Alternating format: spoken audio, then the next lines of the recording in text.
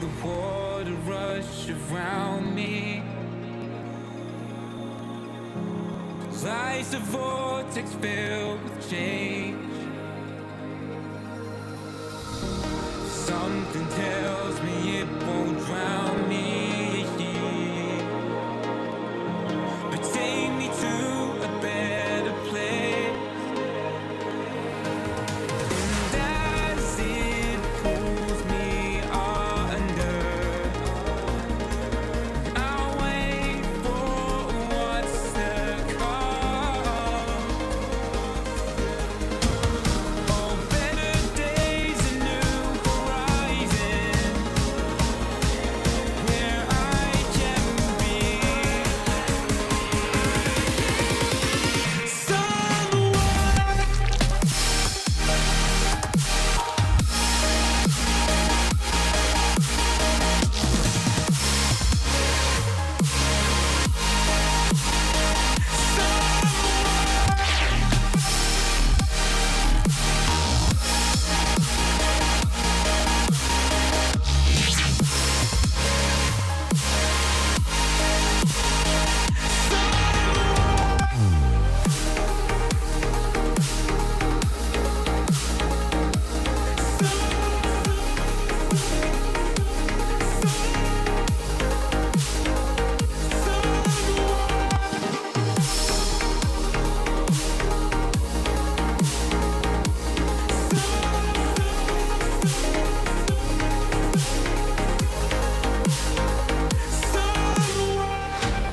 Life, I lost a distant memory that I've repeated in my mind.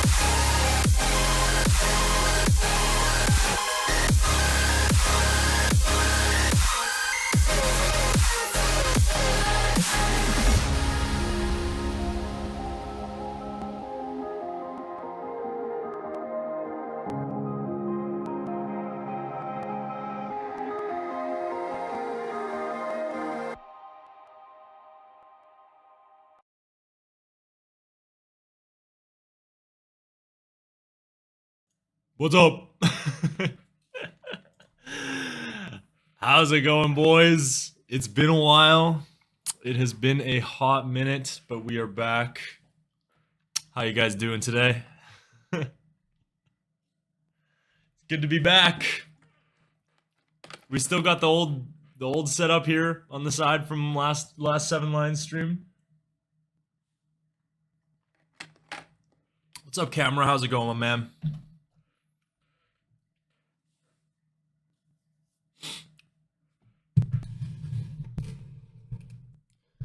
Welcome back, Anthony Pastorelli. How's it going, my man? What's up, Daniel? Ulitron? How's it going, guys? We back. So, yeah, it's been a while. I got pretty busy with some things, and I don't know. Music wasn't as great, so didn't feel like I needed to make the time for it and whatnot. But you know what? I was like, I got an idea. I was like, you know what? We could do some tier lists. We could do some quizzes. We could do some fun stuff. So, waited for another dead week, and sure enough, it seems like the music these last couple weeks just hasn't been that great. So, yeah, figured we'd use the opportunity. Got a free weekend, so what is up? Yo, what's up, Oscar? How's it going, my man? And yeah, so I don't know. I got a couple. We can do the. This better be the best effing stream I've ever seen. I just woke up. It's 3:30 a.m. We're gonna do our best, my man. We're gonna do our best. We're gonna hope. We'll hope that we can put up some. You know, have some entertaining moments, stuff like that. Last few weeks have been disappointing for sure. Yeah, it seems like Ophelia, you know, after the 7 Lions release, Ophelia hasn't really had much going on, and you know, a lot of artists. There was a couple good releases. William Black's new one that he did was really good, but outside of that, yeah, haven't been too crazy on a lot of them. So, when did this start? We just started like, I don't know, maybe a minute ago. So. You are here in time. We haven't even decided what songs we're listening to yet. But in terms of tier lists, Insco made his brand new one. So we're gonna do that. And then we you know, we're gonna have some other things going on. You know, who knows? It's gonna be a little bit more of a improvisation, I guess, if that's the right word. Don't really have any idea of what we're gonna do today, but we're gonna figure it out. Yeah, I feel like EDM needs this, dude. Yeah, I totally agree with that, man. You know, I think I don't know. I think I'm starting to. I don't know if it's necessarily like a burnout per se, but I feel like I'm not loving it as much as I used to. I feel like a lot of. I feel like 2022 has definitely been. In terms of quality, I feel like 2022 is better than 2021, but I don't know. The magic of 2020 has yet to come back. Safe to say the least. So, I don't know. We'll see. We'll see what 2023 has to hold. But I think I agree. Would love to see some more creativity and whatnot. But in the meantime, I don't know what I was saying there. Dark Cloud. He said Dark Cloud says that he's not doing much melodic stuff anymore, so we're gonna enjoy the last of it here. We got Dark Cloud Starlight off Enhanced Records. Seems like Enhanced Records has been doing some insane stuff this year. Blood VIP plus the best thing Illenium has made in years, plus the whole Amity EP. 2022 is miles better. Ooh, I don't know about that, man. We had Last Heroes EP, Finding Light, in 2020. We had the Collide EP. Naked Soul. I don't know, man. 2020 is hard to beat. 2022 has definitely kept up, though, for sure. I think 2022 has been a step above 2021. I felt 2021 was really stale. But 2022 has definitely been a better year for sure, in my opinion. What else do we got? Like I said, there's not a lot of music this week. And I don't know if the Taylor Swift remix was the best thing he's made. I think Shivering's probably the best thing he's made in a while. But the Taylor Swift remix was a surprise for sure. It didn't hit like the Without Me remix, but it was definitely a welcome remix for him for sure. 2020 and 2021 were the best, to be honest. Yeah, I think like 2019, 2020 was the best for me. Ever since then, I've kind of slightly been losing it, but still love it, obviously. But not just like 2020 was like I'd spend like 4 or 5 hours a day looking for music. Like it was insane. 2020 is maybe better if you only listen to Last Heroes and Crystal Skies. Dude, Seven Lions EP, man. The Find Another Way EP. Like, we had some insane stuff, man. Insane stuff. Sullivan King Wooli collab. Wanted to get that one out of the way. Let me go. Did you listen to the latest Culture Code? I have not. I don't even think I got a notification for it. Because normally I use this app where it follows a bunch of artists, and I have Culture Code on here. I don't think I got a notification. Oh, it came out November 10th. No, I have not heard that one. I have not. You could react to it if you haven't. We'll see if we got time. I want to get the tier list in, but if we got some time at the end, we can definitely do a few songs for sure. I also want to do save some songs for the end, but Roy Knox was another one I wanted to get out of the way. And then outside of that, my song list is pretty dead over these past couple weeks, man. This is all I got. This is all I got right now. Right, Have, Mike Robert, Bad Habits. So if you guys got any little suggestions, we can do some towards the end. I want to get the melodic tier list out of the way. And then I also want to see if I can find it. So this guy reached out to me, and he made like a melodic dubstep quiz, like an Ophelia Records quiz. I don't know if I still have it or even have a link to it, but he sent it to me. I want to try to get it done because I've been sitting on it for like a year, and I'm like, I'm going to do this. And then, so we can try to get you guys involved, see if you guys can guess the Ophelia song. I think that's what it was. So we'll see. I want to get that done for sure. So, because the poor dude made it for me like a year ago, and I just haven't got around to it. So that's going to be the schedule for today. New Danny Olson cinematic collab is sick. Yeah, I already heard that one. I've been slowly catching up. I think I heard it like just a couple days ago, and yeah, it was pretty good. I thought it was definitely a good mix of their styles. You can definitely hear both of them in that one. I don't know. This year has been Gareth Emery, Jason Ross, Trivecta, Nurko, Ace Aura, Skybreak, all popping off harder than. I think Nurko's 2020 was better though. I think he's got some good stuff out this year, but I don't think anything compared to what he did in 2020, man. 2020 Nurko was something else. That guy freaking took off because of that year. Trivecta has hit another level though, for sure. And Jason Ross has definitely elevated his sound for sure. Plus freaking Starseed. We're gonna do our top songs of 2022. And a couple star. I think we're gonna have at least one Starseed. One Starseed song is gonna be on there for sure. But who knows? Might be a couple more. All I know is Starseed will make an appearance on that one because there's one song that is not leaving. I think it's probably gonna be top 5. So, latest Francis Durrell is insane too with the vocals. I have not heard that. I'll take a look and see. I'm down to do one. I'm down to do some Francis Durrell towards the end. Francis Durrell. We'll find out what it's called. New Murata single and Morte EP on Disciple Roundtable just got. Ooh, Murata is definitely worth it. I just saw Muerte last weekend. I saw him live. Shapes. Okay, we'll do that. Murata, I would love to get done though.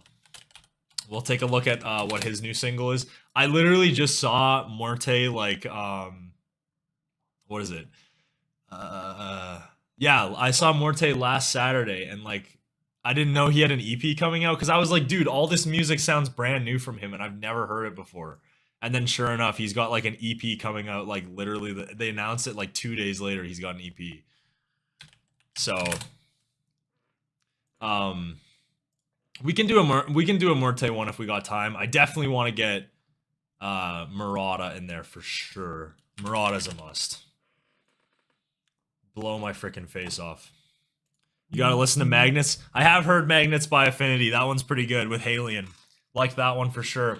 Best of Me, I think will end up making an appearance on my top 50. We're not sure. Again, I'm still compiling the list, but Best of Me by Affinity will probably end up making the top 50. That song was fantastic. But all right, so I guess we can get started. Like I said, not too much music going on this week, but we're definitely down for we'll do some suggestions toward the end. Want to get through some tier lists, some quizzes, have a little bit of a different stream, see if we can oh god, did the camera just shut off? Dude, we can't. Oh, of course. We can't go 1 week without technical difficulties, man. What a fucking joke. Can't wait for the chat to catch up on that one.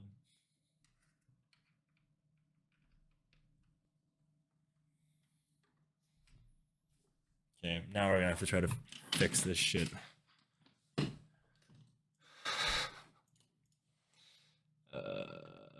L camera, I know, dude. It's so bad. It's so bad.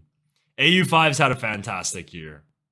Again, he will likely make an appearance on the top songs as well.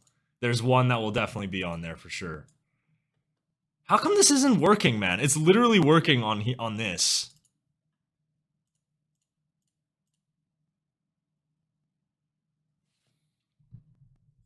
Oh my gosh, dude, I don't know how to fix this, man.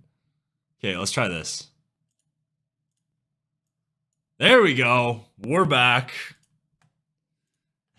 This is ridiculous. This is ridiculous. Okay, we should be good now. We should be good. You should make a blooper reel of all your tech errors. Dude, do you want me to edit for like 10 hours? We'd have to I would have to spend like a month. That would be it would be a 3-hour video. I'd spend like a whole month editing that thing. I can pay some dude like $100. Just be like, yo, edit every freaking technical diff. I remember that one stream where we did Ophelia Advent. I had to quit because the errors were so bad. We can't go one. I wonder if we'll ever go one stream without it. I don't think it'll happen, but we can cross our fingers one day. All right. We got Dark Cloud. This is the one I'm hyped up for the most. Enhanced seems to never fail when it comes to melodic dubstep releases lately. It seems like every melodic song they touch turns to gold. So, yeah, super excited for Dark Cloud once again on Enhanced. Seems like they've been picking up a lot of his stuff lately. So, all right. Let's get into it. Starlight. It would be funny if we got a blooper reel. I'll be honest, I'll actually try to do that. Just as like maybe like a YouTube short. I'll see how long it'll actually take. I'm actually interested in that. That's a really good idea. So I'm interested in giving that a try and seeing what that'll be like. But all right. We got Dark Cloud. Let's give her a listen.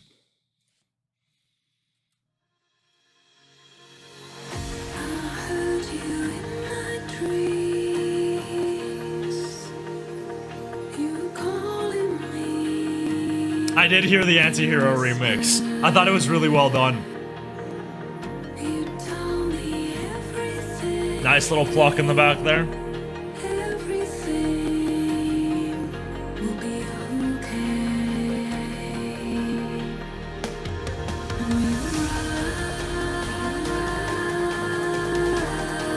Really nice vocal, soars over that.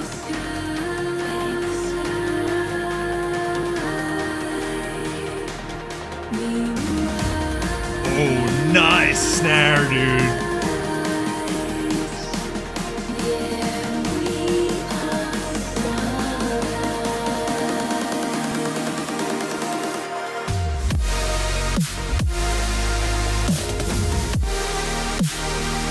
Okay.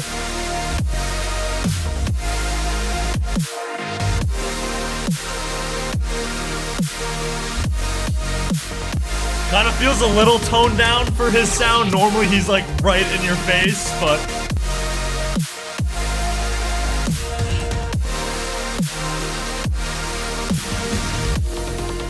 alright. I respect that. It's not like super, like I said, it's not super in your face like DVRKCLOUD normally is. Kind of tones it down a little bit, but I still appreciate that.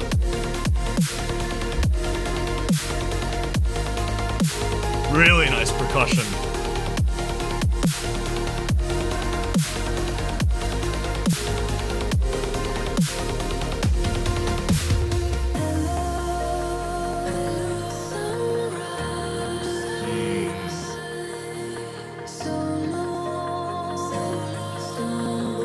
Really nice key progression.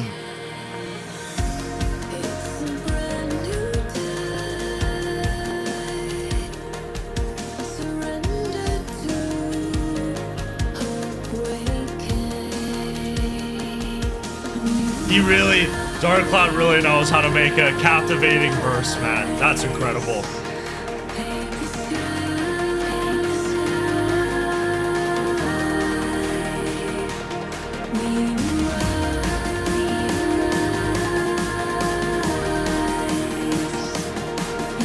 All right, drop 2. Let's see what we got.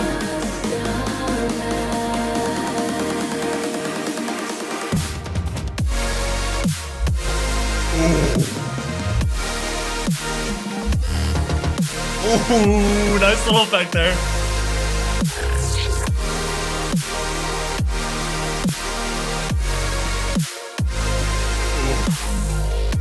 Yeah. It kind of goes an octave down. It feels like it went an octave down. Gives it kind of more of a full sound in my opinion.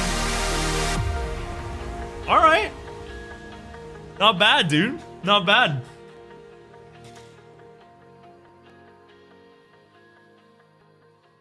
Okay.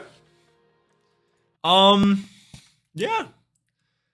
Not much to say about that one, really. It feels like standard. I don't know. DVRKCLOUD normally takes a little bit of risk. Felt kind of safe on his end, but was really well done. You know, I think it could have benefited from a little bit more going on. Maybe like an ARP in there.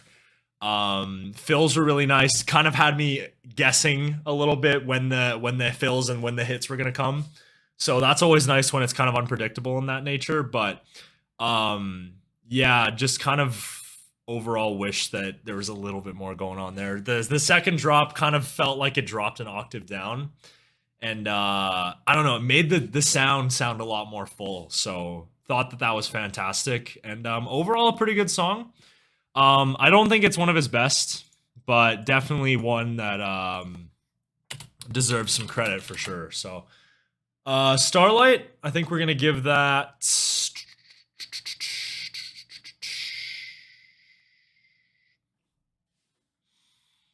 a 7.75 out of 10. I think it's just on the border of a playlist ad. Starting again.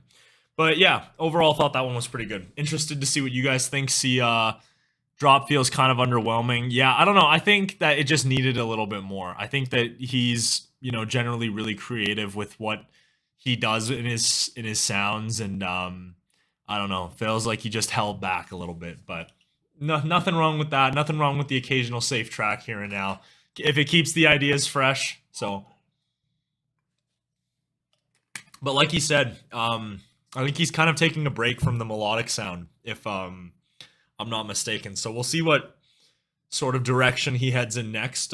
Super excited to see what he does. We'll always be a follower of his stuff. So kind of a vibe was so atmospheric. Yeah, the verses were really well done. I gotta give him credit for that. I know I talked a lot about the drops, but those verses, man, percussion was on point.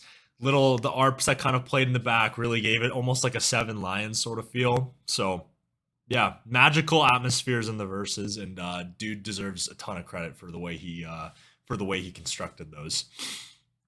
Sullivan King Wooli is literally Feel Something by Illenium Part 2. Okay, I'm excited for it. I figured it would probably be something like Don't Forget Me, the collab they did before. It's even on Monster Cat again, so super excited for that one.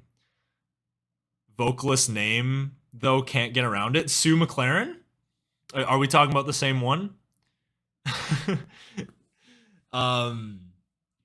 Let's see, what else did I miss? Kind of similar to Elevate with Far Out. Yeah, I felt like the energy in Elevate was a little bit more present, but definitely feel like it kind of went for that very similar vibe.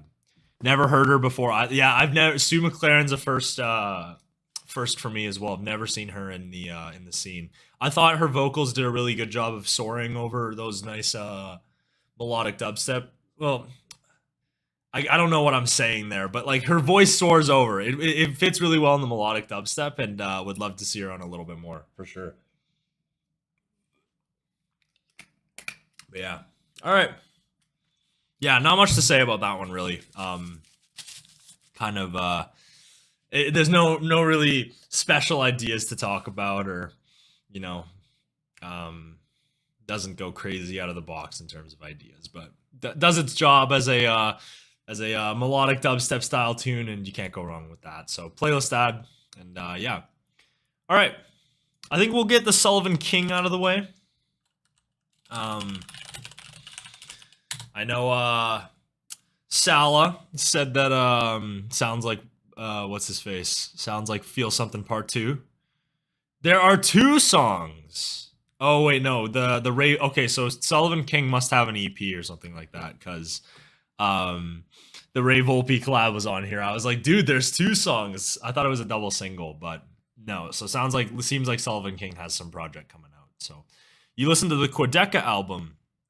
Sorry, man, I got no idea who that is. What type of music do they make? I'll maybe give it a listen, kind of in my own time. Cause like I was mentioning before, man, I'm down for some new sounds, dude. It's not that melodic dubstep's growing tired on me, but I kind of just want to start branching out a little bit and trying to find some new sounds. So think it's an album. Okay, interesting. Good for Sullivan King to get out there and album. It's coming out on March 2023. All right, dope. Putting a name project to his name. Love that. Rap with kind of EDM. Is that Quedeca? Who is Quedeca? Yeah, I don't know who that is. Jay, enjoy the show, buddy. That's gonna be a good one. I didn't lie about the set times either. Jason Ross goes on at 12:30 and the last hero's at 11:30. So that'll be a good one. I will give in, if you want to try new sounds, try Anki. Yeah, I've listened to a lot of Anki's stuff, but I think I don't really keep too in touch with what he does, but I think I need to more, man. He's always trying some new and creative stuff. You didn't cap, dude. I'm a master at that stuff, man. You should listen to Exobolt if you want some new EDM sounds. Like, all right, I'm gonna write some names down.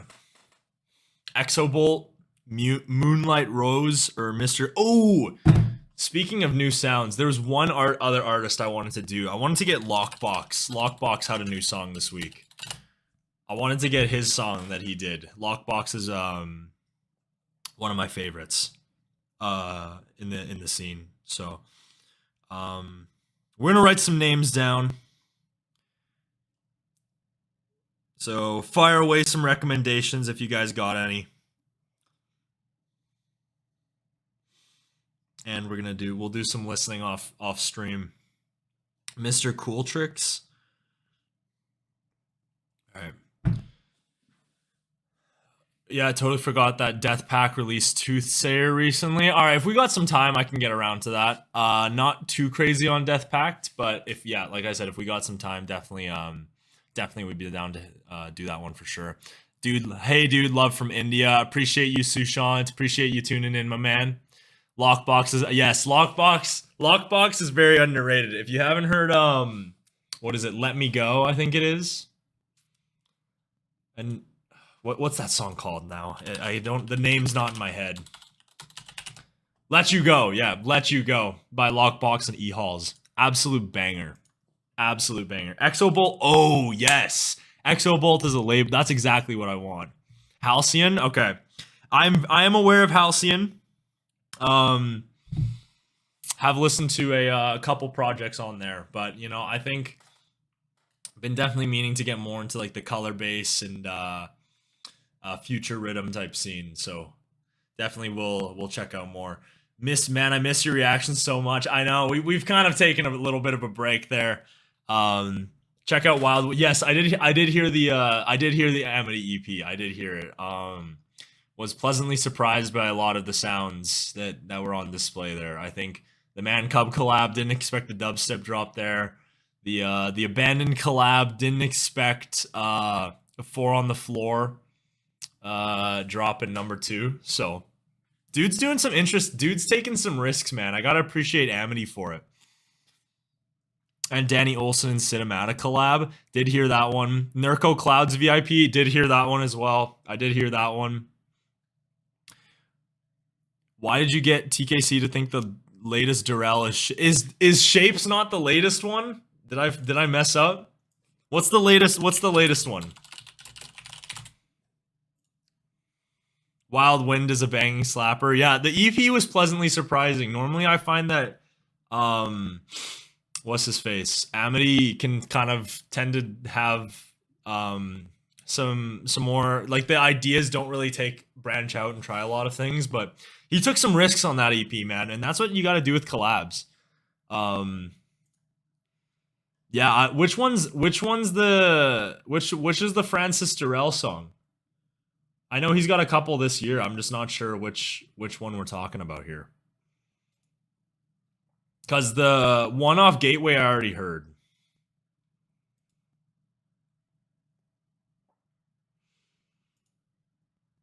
I don't even see Shapes. It's Fight for You with Josh Rubin. Yeah, I did hear that one. I decided to take some time and listen to the Gateway compilation not too long ago. I thought the Digital Skies one, was really good on that one. He released an EP on Lost in Dreams. Common, Abandoned, Wait, Abandoned released an EP? No, did they actually? I don't remember that happening. Did Abandon release an EP? Or am I tripping?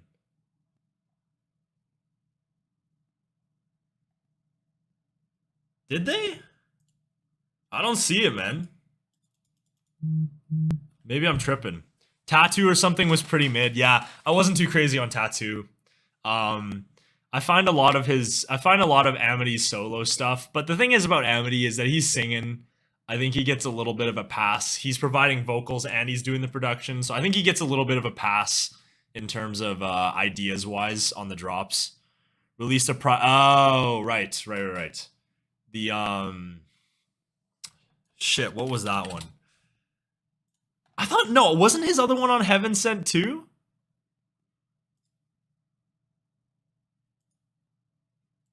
I thought his other EP was on the Sanctuary EP. Wasn't that was on Heaven Sent, wasn't it? Or did he do another one? Coming Back to You? I guess the Tattoo EP, was that an EP that he did? Last Heroes have been quiet for a while. I kind of like it when artists are quiet because you know they're brewing something. So I think Last Heroes are in the studio and they're making some fun stuff. So super excited to see what they get going on. Is that the new Sharks EP? Oh, didn't that come out a while ago? You know, has been quiet releases on releases this year. Davin has definitely got some stuff coming up for sure. And with all the shows that he's announcing, with his Sanctuary show that he's doing, you know for a fact that he's cooking up some stuff. He is cooking up some stuff. Oh, Sharks did do a new EP. Well, this was in March. I somehow didn't see this though. I actually somehow didn't see this. Or is this his? Yes, this is his. This somehow passed me. Sharks is always doing some creative and unique things, so I think I'm actually gonna have to hear that. Trivecta remix between. I know it's funny because I remember I was on Twitter and like 3 or 4 artists tweeted on the same day that they locked in a remix for someone, and I was like, I wonder who that could be for. And it was like Trifecta, Far Out, like it's so obvious it's for the Seven Lions remix pack. So hope that comes out soon. Between Broken remix albums, go to tons of good ones on that one. Did you hear the Fells song Walk on Water? I did. I think Fells has done I think generally when I listen to Expect Fells, I expect like some super emotional verses and whatnot. Didn't hit as hard as they normally do in that one, but it was still a pretty good tune. Fells is definitely on the come up for sure.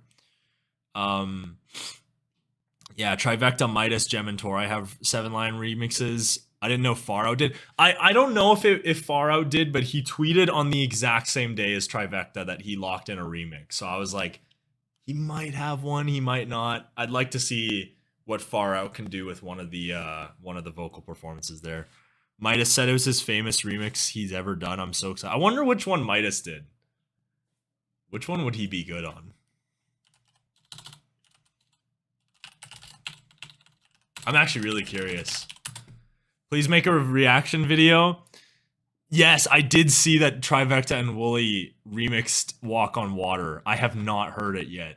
And I'm happy to see that they're doing a remix album because there are so many good vocal performances on that Slander album. So Far Out is also going to be on Illenium. Wait, Far Out has a collab with Illenium? Is that a thing? Remix? Okay, remix album. Okay. I was like, dude, did Illenium and Far Out collab? That would have been insane. I'd like to see, you know what? I think Midas could do a really good remix of Stop Thinking. I think that would be one that Midas would absolutely kill. That would be fun. And I think Between fits Trivecta pretty well. Never Learn or Before Never Learn would be fun too. I think Midas could do some fun stuff with that. Anti-Hero remix.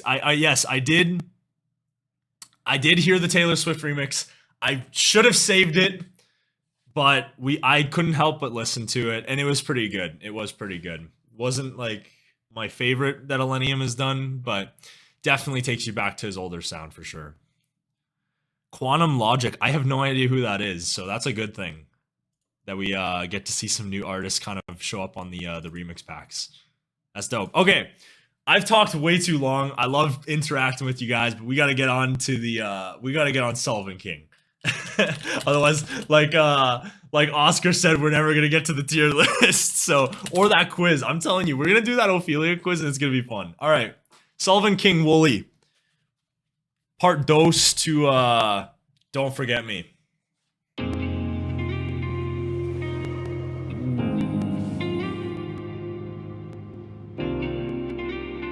Really great guitar there. Good morning, I woke up feeling bruised again. Cassera is very slept on. With the blues on my skin. Your eyes, they're a wide open pain. Nice bass guitar there.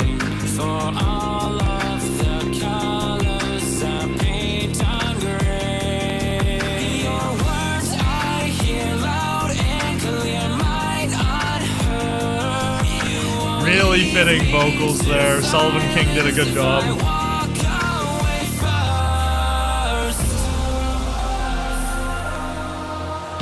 I hear the feel something. I hear the feel something in that. With you is not my home. It's time you let me go. Oh, it's even in the same key too. With you is not my home. All right, probably melodic drum first one. Let me go.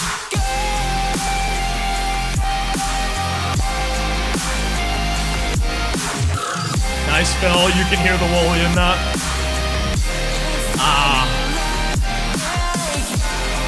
I think I need a little bit more there.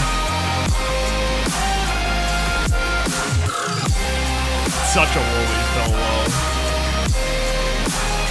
Yeah, I kind of want a little bit more of a full sound there, but you know drop 2 is gonna slap.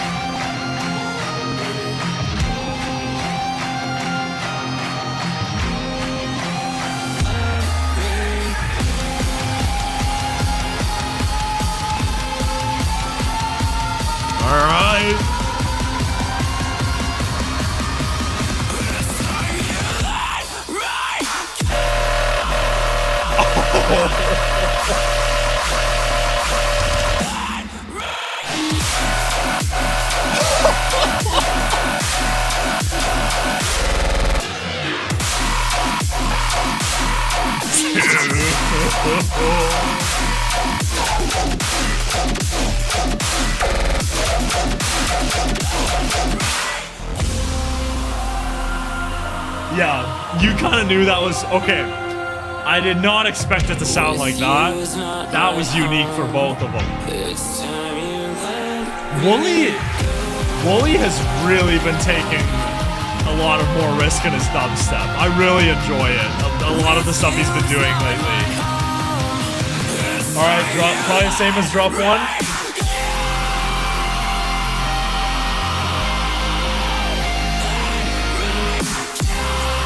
Yeah. Yeah, I just needed a little bit more there.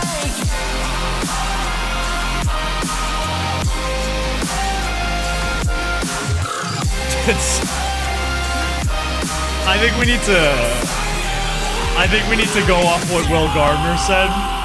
He uses that fill so often. It's the same fill verbatim in almost every dubstep song he's been. He uses it so often. Okay, listen to this.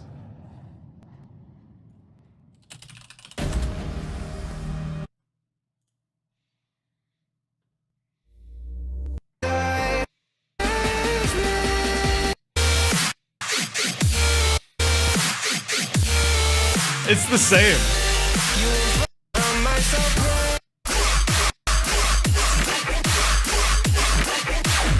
Yeah, that's right there, right there.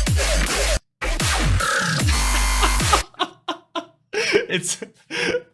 I love the fills, Wooli, but you can't keep using this. You can't keep getting away with using the same one, my man. That's funny. At least it's his. At least it's his own. At least it's his own fill. Dude, play Island. Is it in? There's no way it's in. I don't think it's in. Is it in Island? Oh, it is an Island, dude.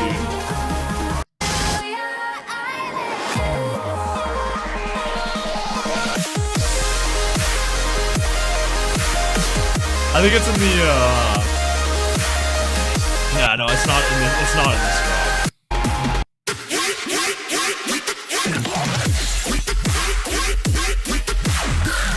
It's right there.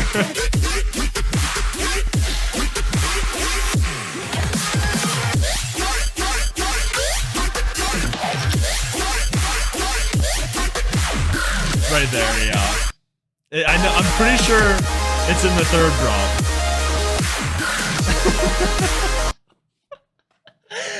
My man, you gotta switch up the fills. It's a nice fill though. I can't even lie. I would probably spam it if if I was Wooli. So, but yeah, it's hard for me. It's hard for me to review Sullivan King songs because I say the same thing every time. His vocals are fantastic. He generally does a really good job at having his vocals fit the vibe that the track wants to go for. But man, I feel like a lot of his melodic drops just need more, man. Like, I just find the mixing tends to be pretty muddy, and there's not a huge amount of energy behind his melodic drops. But that second one, dude, insanity, dude, insanity. It's hard. I say the same thing for every Sullivan King song. I said it like literally the last week with the Calcium collab. It was the exact same thing. The dubstep drop was fucked up, insanity, and then the melodic ones were like had this like muddy mixing with like that was missing the high end, and but overall, I think the second drop alone and the nice verses probably makes that a playlist ad for me. I think we're gonna add that. Who knows? Maybe we'll get used to the. Maybe we'll find some appreciation in that what is it, in the melodic drop there, but for right now, not feeling it too much. It's in the third melodic drop too. Yeah. It's hilarious, man. The problem with William melodic is there's not a lot of movement, just long chord hits. Yeah, I think, and I'm assuming you're William Woolly melodic. Yeah. The thing is that I think his what is it? I think his sound's definitely improving though. Like if you listen to some of his older stuff, like the improvement from this song to what he's doing now is huge.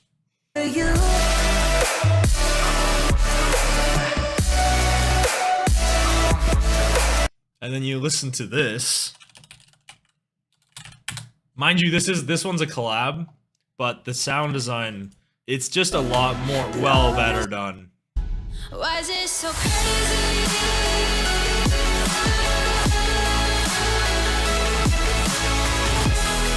Yeah. There's a ton of progression in his sound for sure. William Black and Wooli actually have a collab and it slaps. It fucking slaps.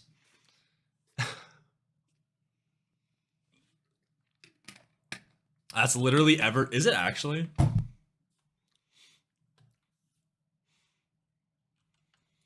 What even is that? It's Wooli Over You. Came out in 2019.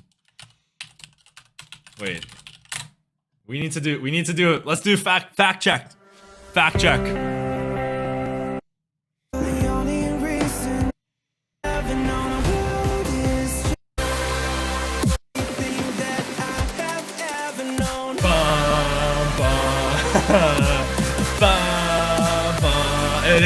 It's very similar.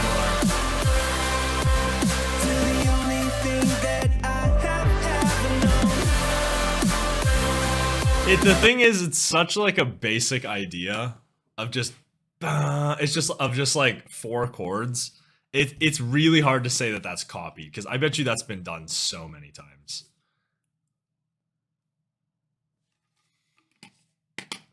Both my favorite Excision and Wooli song. Erase You still slaps. One of Halien's best vocal performances. But all right, what are we ranking that one? What do you guys think of the Sullivan King Wooli collab? Personally, we're gonna give that a 7. I think the melodic drops are just not very enjoyable to me, but dubstep drop definitely would be one of those songs I'd love to DJ with. You know, you can just use that drop too in the vocals, make it work. Yeah, I don't know. We'll definitely give that one a chance though, for sure. 7 out of 10. Okay, good to see we agree.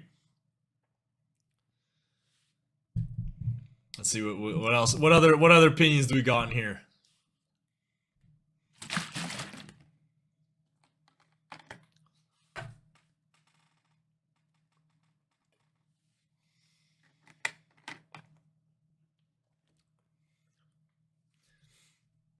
Also, do you guys want to do the tier list now, or do you want to do Roy Knox first? We gotta make a decision on that. But the tier list, I haven't even looked at the tier list, and I haven't even seen what artists are on it yet. Insco just sent it to me like a couple weeks ago, and I was waiting for a quiet release week to do it. So we I will open it up here. You think 7 out of 10 is good? Yeah. Might put 7.5. So we're kind of all on the same page.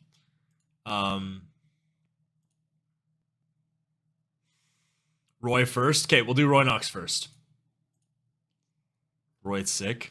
I mean, it's picked up by Monster Cat. I think it's Roy Knox's first release on there. So you had to bet it was going to be pretty good. All right. We'll get Roy Knox out of the way. Then we'll do this tier list. The tier list has way more artists this time. So we're going to have to kind of keep the, what is it?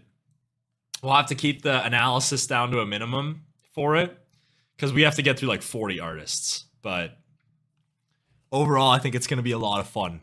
So, all right, Roy Knox. Super excited for this one. This is probably my most hype release of the week. So, yo, it's Monster Cat. Yes, Roy Knox is on Monster Cat. The Sullivan King and Wooli one was too. I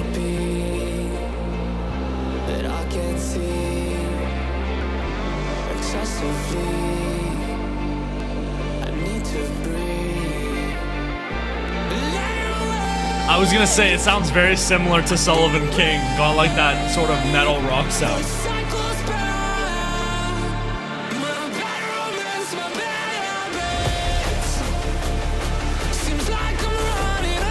Where is this one going, man?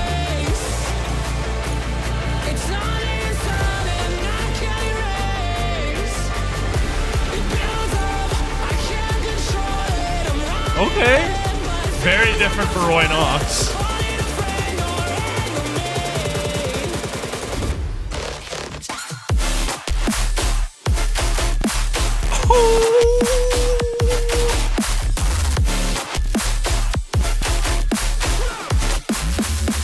Oh, dude! Nice percussion there.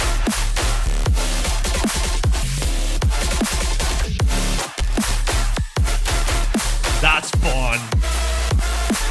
Oh, bringing the little melodic saws in. Okay. Nice, dude. I thought we were getting another drop there. I was like, what's going on? Okay. Really nice sound design, and the idea is really cohesive, works well. I love that.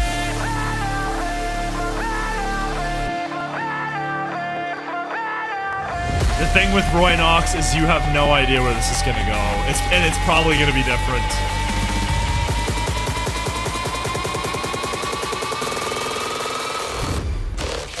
I love that.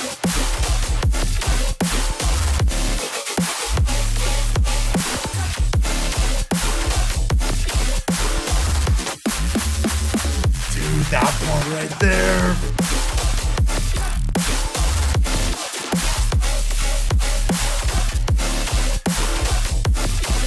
Yo.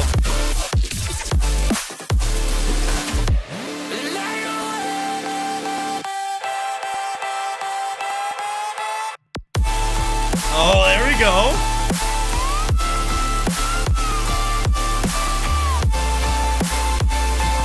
I don't know about that lead there. Kind of feels a little awkward, but saws have that epic feel.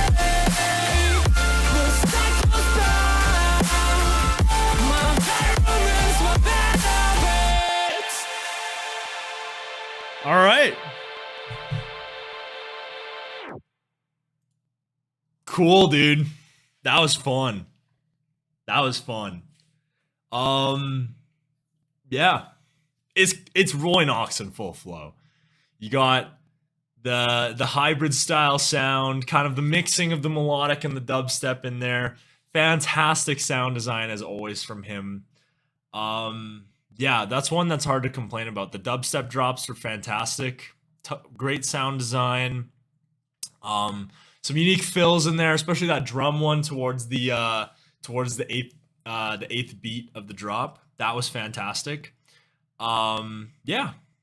That's one that's hard to complain about. Like I said, I think my really only complaint with that was that lead in the melodic part. I felt like the lead it felt a little bit, it felt out of place because the drop was kind of going for this, the sound was kind of going for this like darker sort of epic sound, and they've got like this really like chipper lead. Yeah, just don't know how well that worked together, but outside of that, thought everything was fantastic about that one. Rhythm and syncopation of both drops are freaking sick. Wish the saws were a bit bigger. Yeah, that's the thing, is that Roy Knox's saws are normally massive, right? So kind of felt a little toned back there, but overall, yeah, fantastic work by Roy Knox there. What do we want to give that one? I think that's probably going to get the highest rating of the day. I think we're going to go 8.25 on that one. No, I think we'll stick with flat 8. I think we'll stick with flat 8 on that one. And yeah, so let's see. First drop is fire. Yeah, first drop was fantastic. Dubstep. Roy would love to see Roy Knox dive a little bit more into that dubstep sound. I think when he does the hybrid, I don't think there's many artists that are better than what he does. So, yeah, ending's a bit odd, I feel too, but it's overall sick. Yeah, I don't have too many complaints with it. It just feels a little out of place overall. But yeah, fantastic tune by him. All right, I'm gonna use the bathroom real quick. We're gonna take a quick little break, and then we're gonna pop on the tier list, and we're gonna pump through it because there's lots of underrated guys on there. So be prepared. Did my camera really just crash again? Are you serious? Oh my gosh. Okay, well we might as well fix this first. Jesus Christ, man.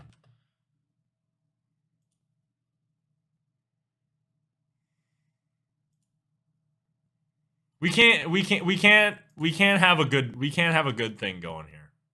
And now my computer's like glitching and freaking out. Jesus, man.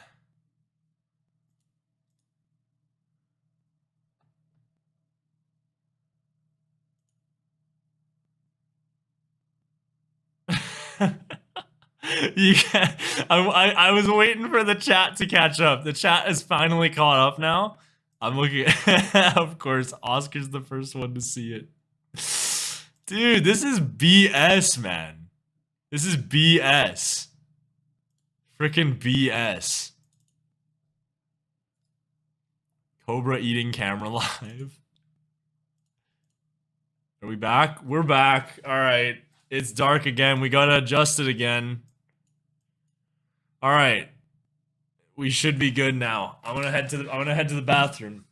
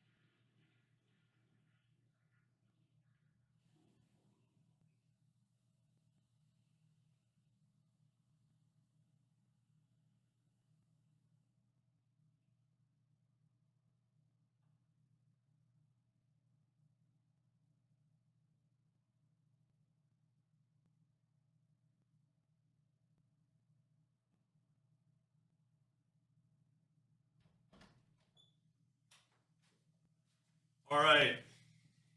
Let's pop into it. All right. We're going to have to get the camera set up all over again. But how did I even set this up for the tier list last time? I think I did this. Oh gosh, not again. Okay. Transform, flip. Okay.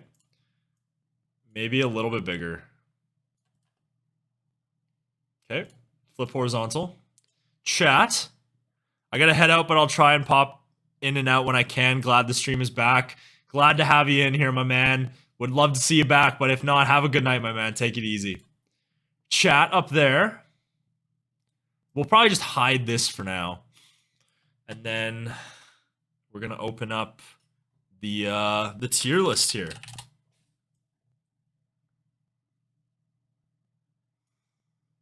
Like I mentioned, would love to see would love to hear you guys' input on some of these artists as well. All right.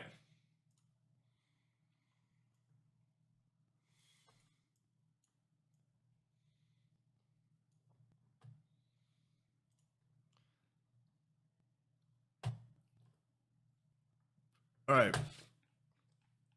I haven't looked at it yet, but we are going to get window capture. I think. No. Oh, no. That is not the window that we want to show. This is the window we want to show.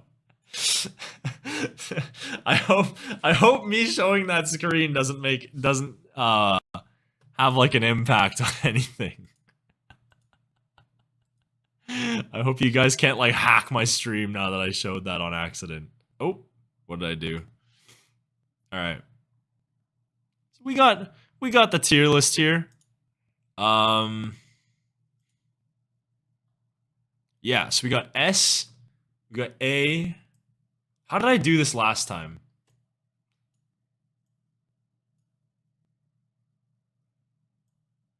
All right. And of course, we got the big freaking ad right in the middle. How do we get rid of this, dude? Ad block? Block this.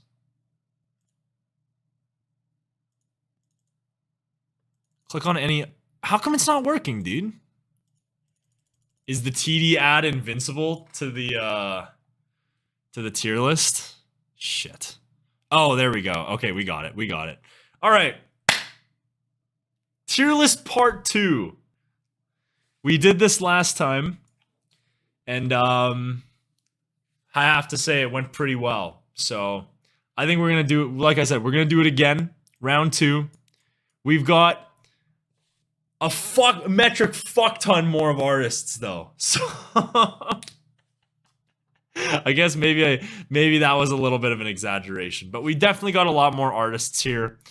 Yeah, like I said, I think we're gonna switch up. Oh, do we really want to? Do we want to switch these up again with the S tier and all? Hold on, I'm gonna adjust this. There we go. Okay, I think that looks good. Yeah, tons more artists, and I need to adjust this though.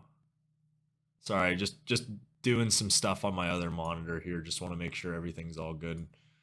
I want to still be able to see the chat. All right, I think I can still see the chat, and all right, so we should be good. Yeah.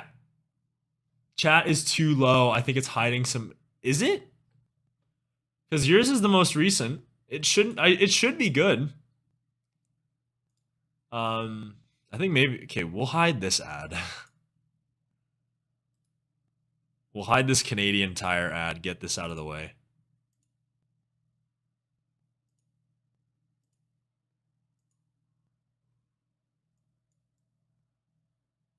There we go.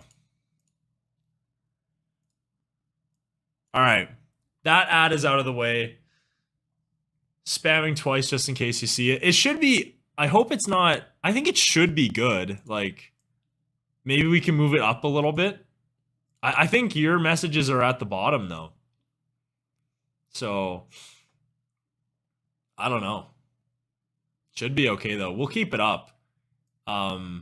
Yeah, I got a massive delay. I don't know. I've been trying to fix the delay because the delay is so long, but not sure how to fix that. But all right. So like I said, brand new tier list made by Insco. Make sure you check out his channel. I will leave it. This is going to be a video, by the way, so I'm going to talk as if it's a video, but make sure you check out Insco's channel. I'm going to leave it in the description. He basically makes the same stuff as I do, but way more consistently. So be sure to check him out. And yeah, we'll get started here. So at number 1, we've got my main man, the fan of the channel, and we're not gonna let who I know personally affect this ranking. We're gonna be objective. So Mr. Aaron Shirk, yeah, fantastic. Fantastic sound design. His ideas that he's always doing are pretty innovative. Overall, just a fantastic little producer here. He's got would love to see a project by him. Just looking at the discography, I think Alone is probably my favorite track he's ever done off the Ophelia Advent list. But you know, he's got tracks like Drown, dives into the D&B sound, and yeah, overall Aaron Shirk, fitting for the name. We're gonna go with an A. We're obviously gonna do a little bit of reorganizing here a little bit, but I think Aaron Shirk's probably gonna be an A tier for sure.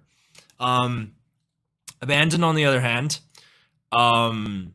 Abandoned are interesting because I find that from what they do, they're either like I feel like Abandoned is super hit or miss.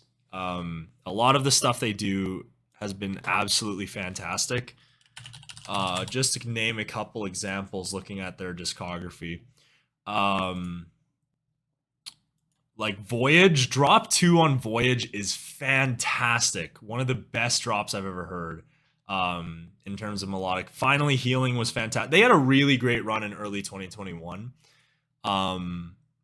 Ever since then, the one that they did for the Ophelia Advent was all right. Tides was all right. But overall, I think one thing with Abandon is I would like to see them take a little bit more risk with their sound. And overall, I think I'm going to put Abandon at a high C. Close to a B. But yeah, I would just really like to see them take a little bit more risk with their sound overall. Adventure Club, we did on the last video.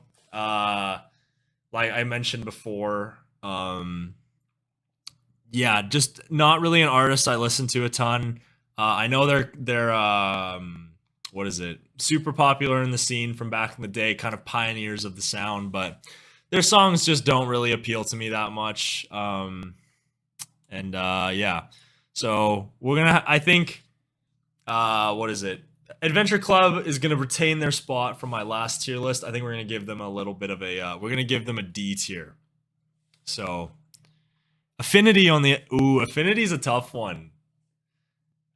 Affinity's a tough one because he's done a ton of innovative stuff and he's really had a great 2022, man. Best of Me is one of my favorite songs this year. It was fantastic work. Breakthrough by him is one of the most innovative songs I've heard this year. Magnus was fantastic, but the thing with Affinity is that we don't have much of a sample size so far. Like, he's made, what, like 5 songs? And he did a remix of, what's his face? Did a remix of For Said the Sky. So, but overall, I kind of want to see him produce a little bit more, but I think from what we've seen, he's very encouraging for sure. I'm really looking forward to see what he does.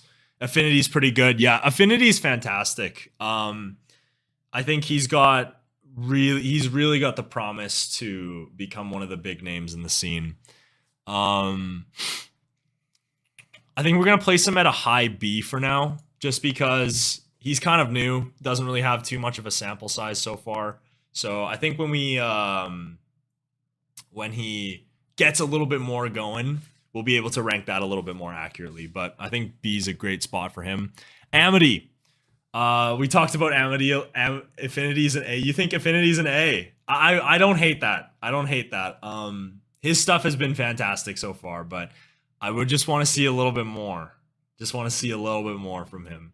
You know, a big project or something, or maybe even just an EP. Want to see that he can really, want to see what he's really capable of. He also somewhat has the Pixel Terror sound design. Yeah, you can really hear a lot of Pixel Terror come in, you know, like sort of the glitchy sounds that he goes for. Definitely present in Pixel Terror. But in terms of Amity, Amity's an interesting one because, like, I think, like we mentioned before on stream, I think the big thing with Amity is that I find that a lot of the times in his drops, they don't tend to take a huge inherent amount of risk. Generally tend to be, you know, just saws, not many ARPs, not many fills and whatnot. But, excuse me. But overall, I think him being a vocalist adds so much to his tracks, and I think it just proves how talented he is. I definitely want to see, what is it? More from him for sure. And that EP that he just did was very good. There have been some tracks that I've thoroughly enjoyed from Amity though. I think Amity deserves a mid to low B tier. You know, he's had his really great moments. Where My Heart Goes is one of my favorite songs from him. And yeah, overall, Amity definitely I think he's a good spot in the B category. Arm& Hammer, on the other hand, yeah, I don't know about Arm. The thing about Arm& Hammer is I find that a lot of the time in their drops, the sound design is like just super flat, and I think that a lot of the time the mixing isn't great. Predominantly present on the Free World. Not one of my favorite projects in the melodic dubstep scene, but overall, Arm& Hammer has definitely done some memorable tracks for sure. I think Leave It All. What is that? Is it called Leave It All? Yeah, Leave It All. One of my favorite tunes of all time, but I think a lot of the time I leave an Arm& Hammer track kind of wanting a little bit more from the drops. And I think Arm& Hammer is going to be... Ooh, that's a tough one. I think we're going to go with a low C. I think we're going to go with a low C for Arm & Hammer. Yeah, Amity is a B, but A on collabs. Definitely would agree with that. I think his collabs are super strong. Wild Winds EP was fantastic. Yeah, I don't really enjoy the music. Yeah, it's just the sound design. I think that they really know how to get fantastic work out of their vocalists when they do bring on some vocalists on. Like Anywhere with Halion was such a great vocal performance, but the drop just felt so bland in that one. And I have a reaction on my channel, but yeah, drop on that one just kind of felt a little bit bland. Arnhemia, interesting addition. I think he's only what is it? I think I've only heard like 2 songs from him, so this is gonna be one that's gonna be. I do kind of want to. I wish I could add a category because I would like to add like a haven't heard enough from them, but I guess we don't. I don't know how to add a category, so yeah, we're just gonna have to go with it as is. Yeah, he's only got 2 songs, and I haven't even heard the second one. I've heard his remix of Lost Wolves, which was pretty good. Reminded me a lot of Dark Cloud. And then By My Side, which was a pretty decent melodic dubstep tune. Wouldn't say it goes outside of the box or anything in terms of ideas, but definitely really nice, sad, emotional tune. I think Arnhemia, just because we haven't seen a lot, we're gonna put in the C tier for now. I wish that I could put Arnhemia in like I haven't heard enough of this guy to really make a judgment yet. So I think what he's doing is pretty promising. And yeah, would love to see more from him. But just in terms of placing him in the tier list, I just don't feel like we have enough of a sample. So we're just going to place him in the C tier for now, based off what he's done. AU5, on the other hand, lots of A's, by the way. We still have another A to go. But AU5, on the other hand, just a master of sound design, and everything that he touches generally ends up being fantastic. Another way that he did this year was one of his best songs he's done, Awaken. Fantastic song he did last year. Remember with 7 Lions and Crystal Skies, another fantastic track he did. What's another one?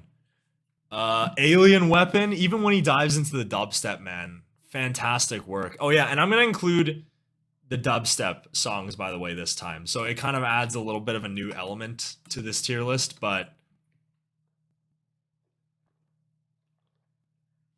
yeah, AU5, very talented fellow, probably one of the best, most talented in the game. We're gonna go with a high A, I think. Very close to an S tier, but I don't know if AU5 is one of those like I super religiously follow, but his stuff is fantastic for sure. I think that sound design and talent alone, like Oscar said, A tier for sure. AU5 is fire. Yeah, AU5 is fantastic. Everything AU5 touches turns to gold. Especially recently, lots of the stuff that he's done. Make You Cry is another really great one. Like everything he's done is just fantastic. Awakened. Awaken's an interesting one. I feel like Awaken's very similar to Amity. Has a few gems, Man Cub, his collaboration with Man Cub is spectacular. In Too Deep is fantastic. One of the best songs I've heard this year. But I find a lot of the time Awaken could just definitely benefit from taking a little bit more risk. I think a lot of the times when you hear his tunes, he's definitely going for a signature sound for sure. But I feel like a lot of the times the ideas are just too similar, and it sounds like he's got that signature sound, but the signature sound doesn't like explore any new routes, right? Like I think he'll take risks when it comes to BPM wise and stuff like that, and I think his sound works so well at the mid-tempo BPM, but definitely I think he could just benefit from a little bit more risk with his sound, and I think that he would go very far in the scene. I think he's a B. I think we'll put him in the B spot. Kind of around the middle of the mark. You know, like I said, he's takes a I just could benefit from a little bit more risk. But sound design wise, super recognizable. And I think that's a huge thing that a lot of more artists could definitely benefit from, is developing that signature sound, right? And Awaken has done that. So kudos to him, but yeah, just want to see a little bit more risk involved when he's making tunes. This is Insco's list, right? Yeah, we got the brand new list going, so we're doing it. So got a ton of names on here, so I'm super excited to do this. So Blank hasn't released anything since the last tier list I did, so I think Blank's spot of I think I'm going to put him above Aaron Shirk. Blank's list, because now we're also, like I said before, now we're considering the dubstep now. It's not just the melodic dubstep. We've got Blank's dubstep. We got like his D&B too. So he's still an A, but I think he's moved up. He's ascended to a high A for me when considering his other stuff. So yeah, he's fantastic. Got the Land of the Wayfarer EP. The ranking just doesn't change much from the last time I did it, and I already mentioned pretty much everything that I could mention in that one. So Blank is S, Blank is A+. Yeah, Blank is fantastic for sure. I think a lot of you guys could definitely agree with that. Almost never does anything wrong. I think he's very similar to AU5 in that he's up there with the top cream of the crop in terms of talent. He can really make anything sound good. So Blank's definitely up there for sure. Kadeko is he's a fun one, because I kind of went on this, I kind of discussed this before, I think on one stream, but I listened to Kadeko a lot in like 2015 when he used to make like house stuff on like Enhanced. And then I went through a period of like 6 years where I just didn't listen to his stuff at all. And like now he's come back and made melodic dubstep, and it's really good. His melodic dubstep is fantastic. The sound, and I think in terms of sound design, he has some of the fullest in the entire scene. It's actually insane. But it's also like Affinity, where I think he's one of the up and comers in the scene, but we don't have a lot of a sample. I think he's a high B. I think we just need to see more from Kadeko. But his stuff is extremely promising. I think if he can give us another year of what he did in 2022, I think you could potentially see Kadeko in a spot like here. Fantastic stuff from Kadeko. And yeah, sound design is definitely the benefit for him. He's got like Remedy, one of the fullest tunes we've heard this year. Crazy collaboration with Wooli, fantastic tune. Yeah. Overall, Sad Reality, like every melodic song that he's done so far has been fantastic, and he has gone hard in the paint in 2022. Tons of new music. Yeah, so Kadeko's a B tier. Crystal Skies has also not released any music since we did the tier list, the last tier list. So and everything I said about Crystal Skies still stands.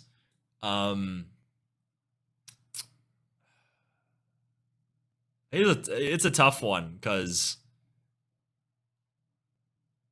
I don't know where to put him in terms of, because like it's not just like I'm throwing him in B and we're forgetting about it. We're ranking them in their tiers. Crystal Sky is gonna be, dude. 2020 Kadeko is it fucked? It's an A IMO. Yeah, I just want to see. I think the thing with Kadeko is we just need to see more from Kadeko. But overall, I think what he's done is fantastic. It's a high B. It's a high B, very close to a low A. Yeah, Kadeko. I have no problem with you guys putting Kadeko A. Kadeko definitely deserves the credit. He did right. Crystal Skies did do the collaboration with Midas. That one was very good. That track was very good. Definitely was a promising one from Crystal Skies there, but I actually don't remember. I think I placed Crystal Skies in B, if I'm not mistaken, or like a high C. I think we need to fact check that. We need to fact check that.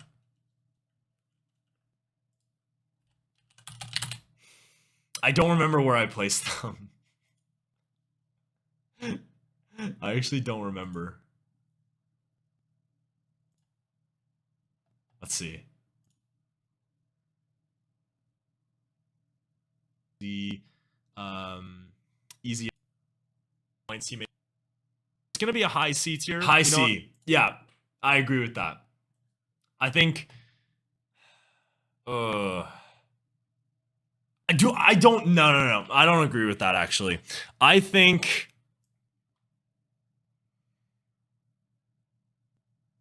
Crystal Skies has to be above Amity and Awaken, man. I think that as much as Crystal Skies' late stuff hasn't been that great, they still have to be amongst. I still prefer their stuff over Amity and Awakened. Like I said, their old stuff is amazing, man. Top-notch stuff. The Collide EP, one of the best EPs ever released. It's hard for me to do that, but I know I shouldn't have. I probably shouldn't have put them in C last time, but I think they gotta be. I think they gotta be in B. They gotta be in B. Just looking at the artists here, I don't want to move Amity and Awaken to C because they're not C artists. They're not C. I agree with that rating. Yeah, I think that they gotta be a B. When's Prime versus Lever Action Things? We'll get to it, man. We'll get to it later tonight. We'll do it later tonight. All right, Culture Code is an interesting one. I feel like a lot of the times I feel like Culture Code is one of those artists that like they don't really consistently release. Like they've had a ton of songs released in 2022. Crying You Out was really great, but I don't know. I feel like they didn't release, like they released one song in 2020, one in 2021. So I guess if they're getting more consistent and whatnot, that's good. But I don't know. I've just never been too crazy on their stuff, and I don't really feel like they've carved out a signature sound. So I'd probably place them above Arm & Hammer though. So probably, you know, mid C. Yeah, just not too crazy on what they do. Have you heard the Clouds VIP by Nurko? Yes, I have. I thought it was pretty good. And I mentioned this before. I would love to see more artists utilize SoundCloud and upload, you know, VIPs and things that the typical fan generally wouldn't hear. Would love to see them utilize that more. So yeah, huge kudos to Nurko. It's like the Seven Lions and Rez collab.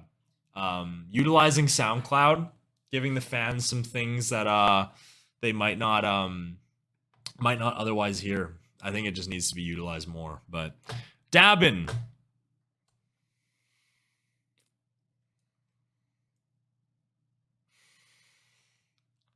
I want to place him above AU5, but No, you know what? We gotta. Davin is like just above AU5. That is hard. That's a hard one, but Davin, I think Davin's got to be above AU5, dude. Like Davin is a legend in this. If AU5 is too. That's so hard. I think like if you had like an A plus tier, I think they'd like both be there. But that's hard. Davin's like I said, like I mentioned before, Davin in the other tier list.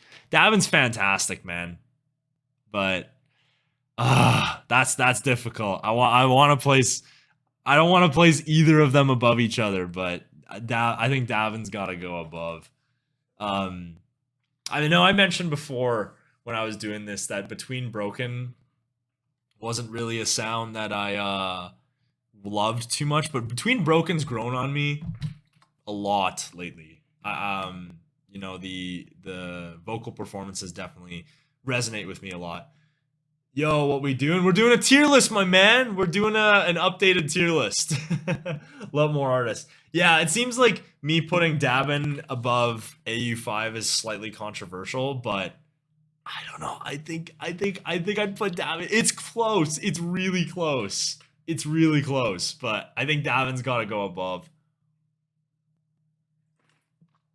I think Davin's got to go above. Danny Olson. Another interesting one. We've got enough of a sample from him. Kind of one of the newer artists in the scene.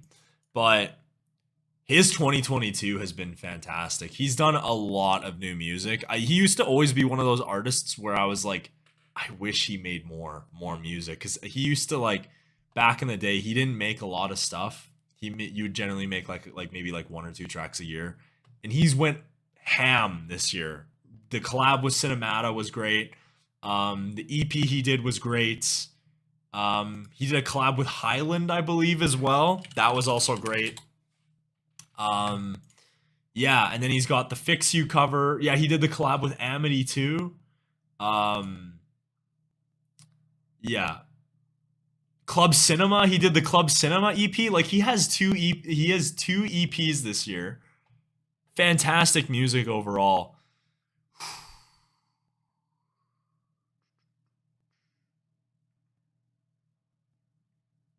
I don't know where to place him, dude. I'm considering like a high B, low A. You know what? I think we're going to go with a low A. I think Danny Olson, for what he's done this year, he's had some bangers, man. And I think he deserves credit. And he's carved out, like I said, he's carved out his signature sound. And I think the big thing with him too is he's taking a lot of risk in his stuff this year, which is so great for the scene. Taking risk, developing his signature sound.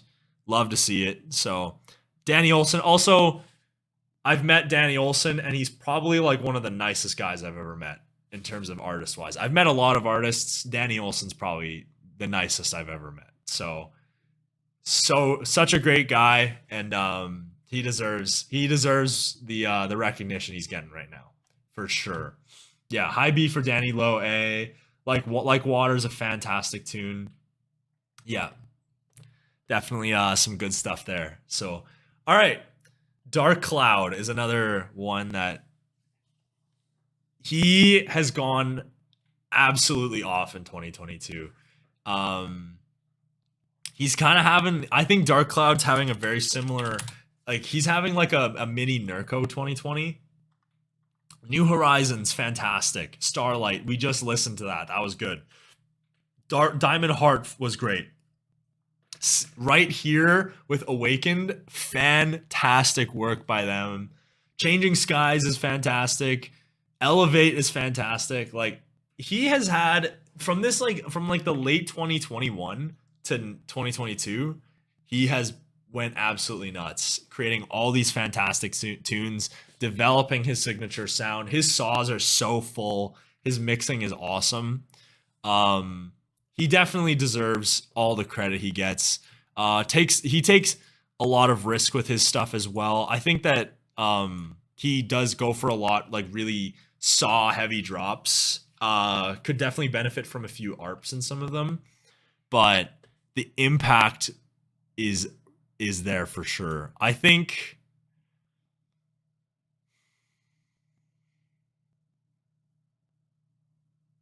Aaron Shirk and Dark Cloud are about on par with each other.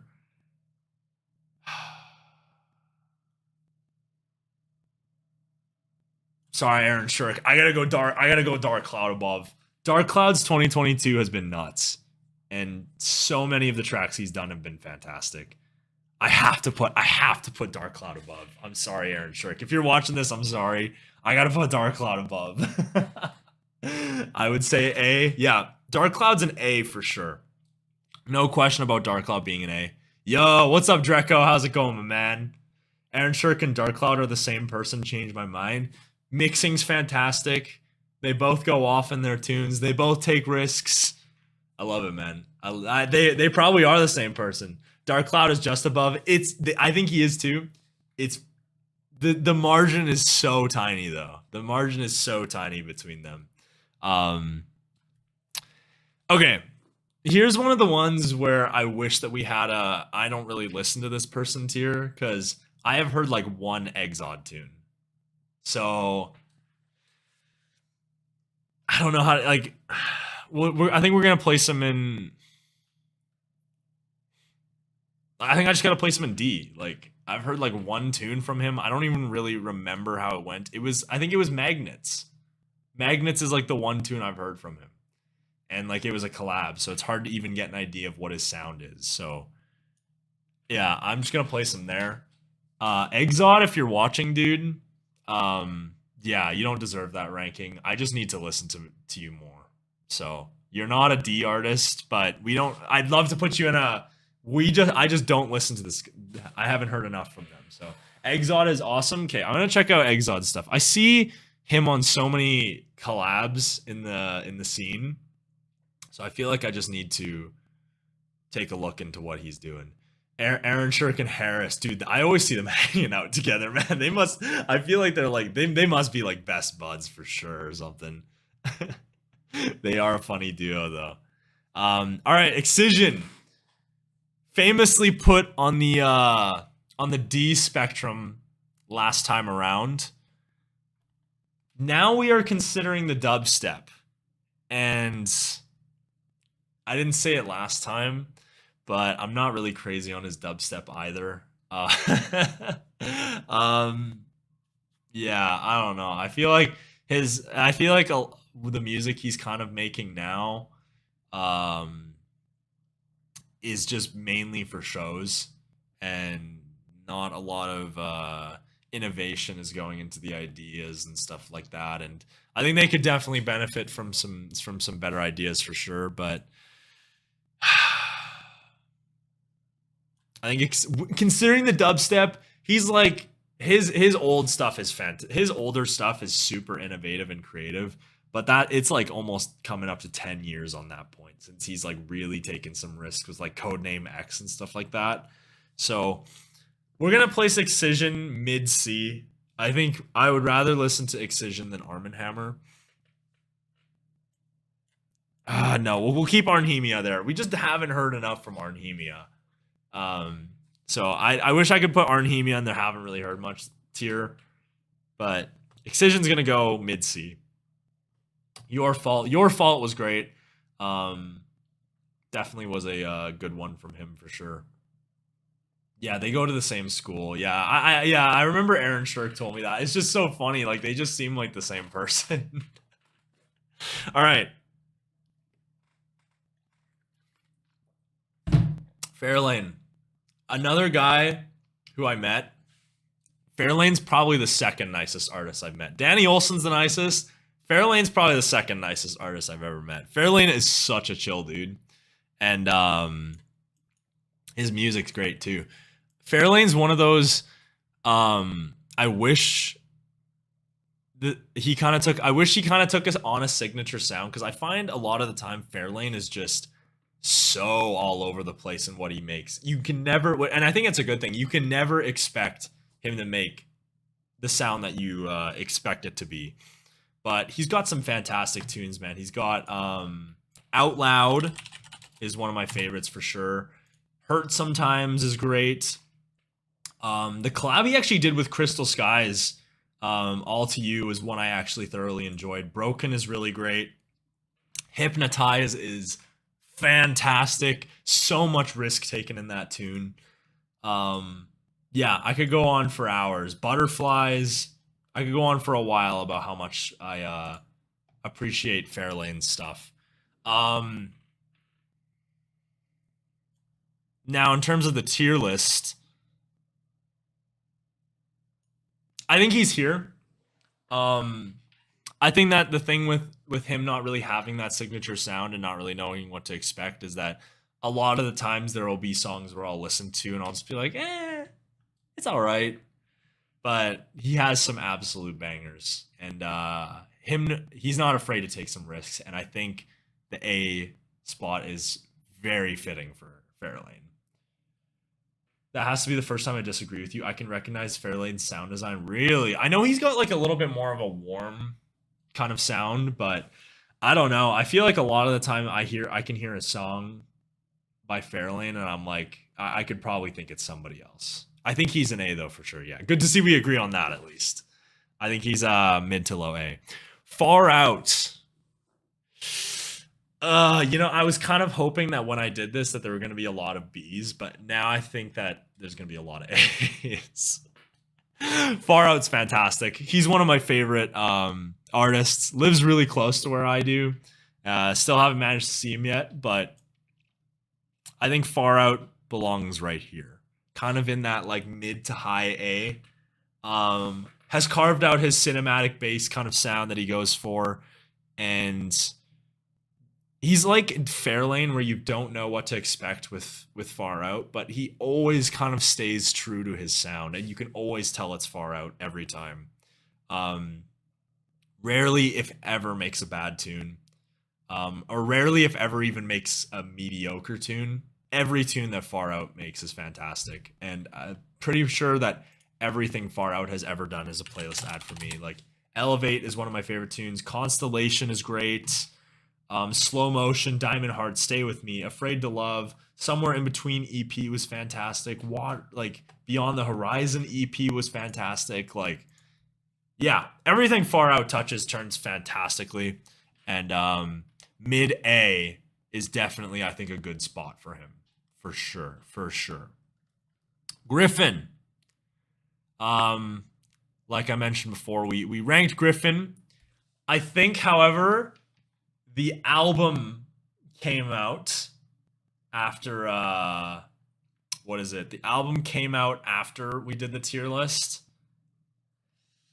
I was not hot on the album at all, safe to say the least. I think there were maybe about 2 or 3 songs that I thoroughly enjoyed off that album. The rest of them are just, I don't know, man. I think Griffin, I understand that he's got to kind of commercialize to try to, get into the, to get his name bigger and out there and stuff like that. But it's starting to, it's become disappointing to see kind of the stuff that he's made. And we cannot forget what Griffin has done for this scene.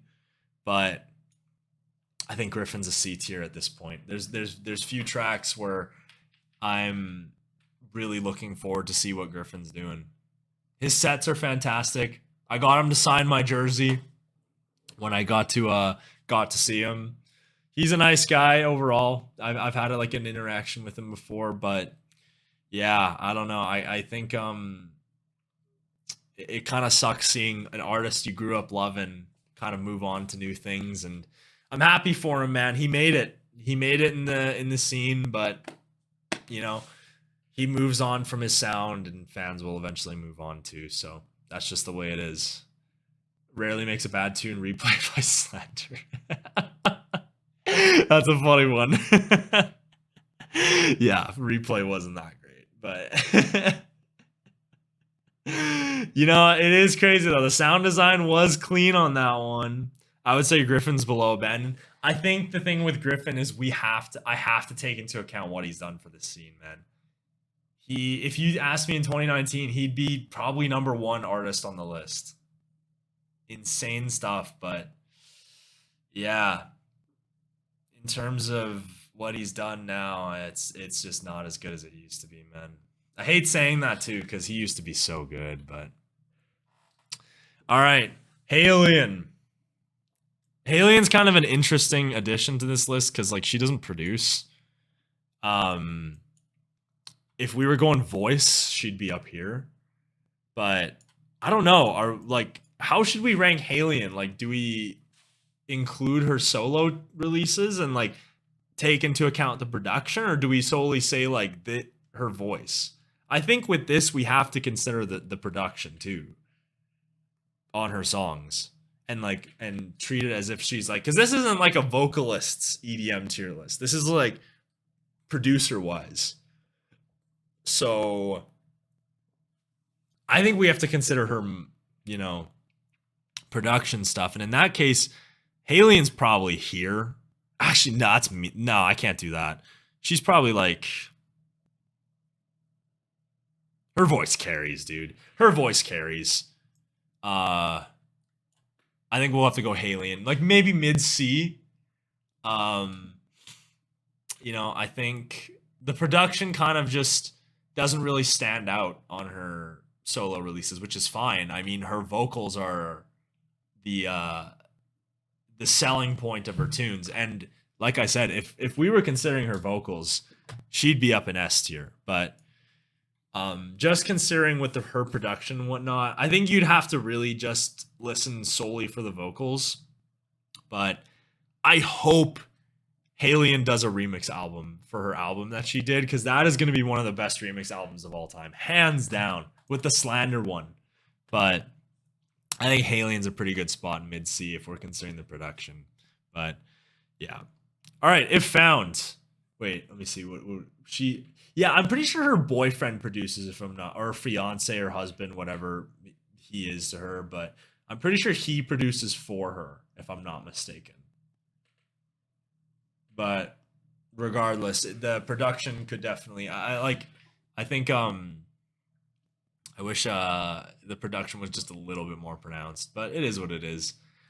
All right, If Found. You guys might disagree with me just looking at the comments. You guys are saying he's S tier. I don't think If Found's S tier. I think If Found is one of those artists that takes a ton of risks, but I'm just never really in love with the ideas that he does. He's got some good tunes. I think Getting Late with Slander was probably one of my favorite tunes, but he's always doing some super creative stuff, and I don't know, I just feel like I never really attached to the ideas. But definitely has some good mixing overall. But you guys probably won't agree with this ranking, but I think If Found's B. Actually, I think he's probably like, I think If Found's a B, mid B. I think, yeah, like I said, you guys probably won't agree with that, but I don't know. Yeah, his mixing is good, and he's super unique with what he does, and just the ideas have never really been ones that catch my eye, and you know, really are like astounding to me in any sort of way. But you know, bro, no, yeah, I knew that it wasn't gonna be popular, but I'm just not. I don't know. I'm just not really that crazy on If Found. I would put If Found the lowest A IMO, not B. I don't know. I can't move him past a B. I can't say he's better than Kadeko for sure, and I can't say he's better than Crystal Skies. Yeah, I don't know. He's just one of those ones I've never really attached to the ideas. It's really hard to describe, but I don't know. I wish I liked his stuff more because he's really consistent with releasing. And yeah, I don't know. Just wish I liked the ideas a little bit more. But all right, Illenium. Like I mentioned before, we did this on the last video.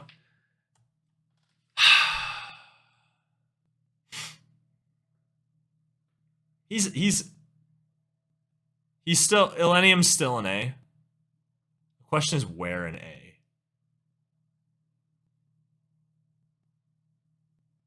I think we have to put Illenium here. I know people are gonna say from Illenium that like, oh, his new stuff's not as good and stuff like that. His new stuff is still not bad, and a lot of the times it's actually pretty good.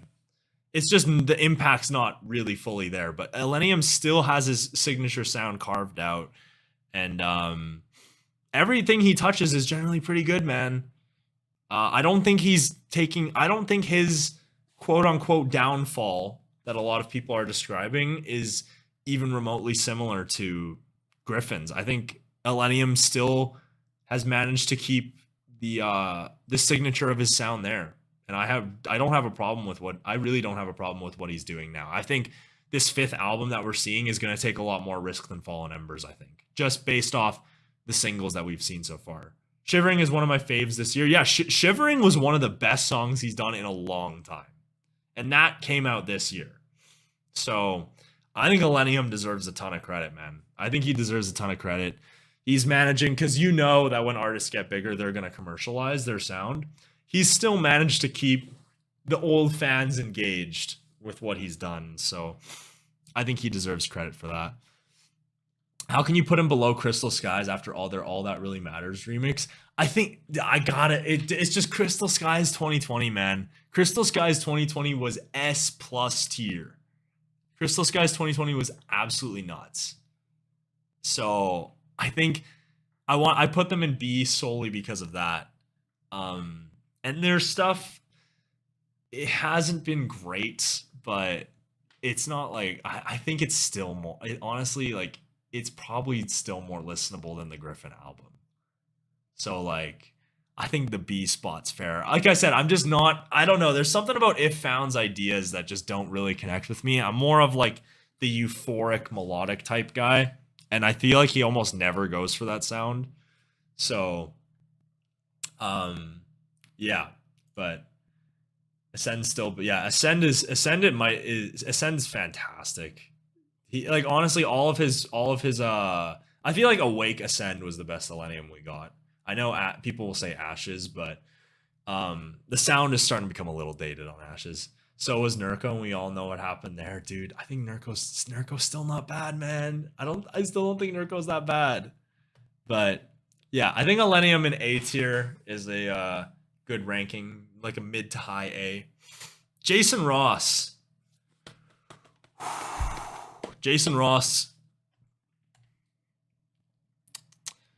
His album has grown on me a ton. I know a lot of people think that Atlas is just melodic dubstep copied 10 times over.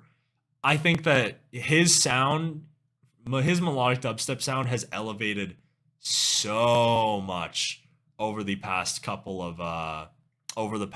of years, and it's really grown on me, man. I think that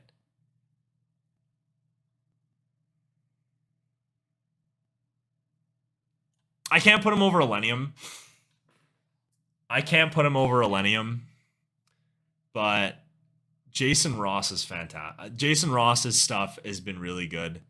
I think he's a high A. I can't be hard pressed to put him over Illenium and those guys, but I think his Atlas album has grown on me so much since it came out, and I think I'd put him over Blank. I'd probably put him over Blank.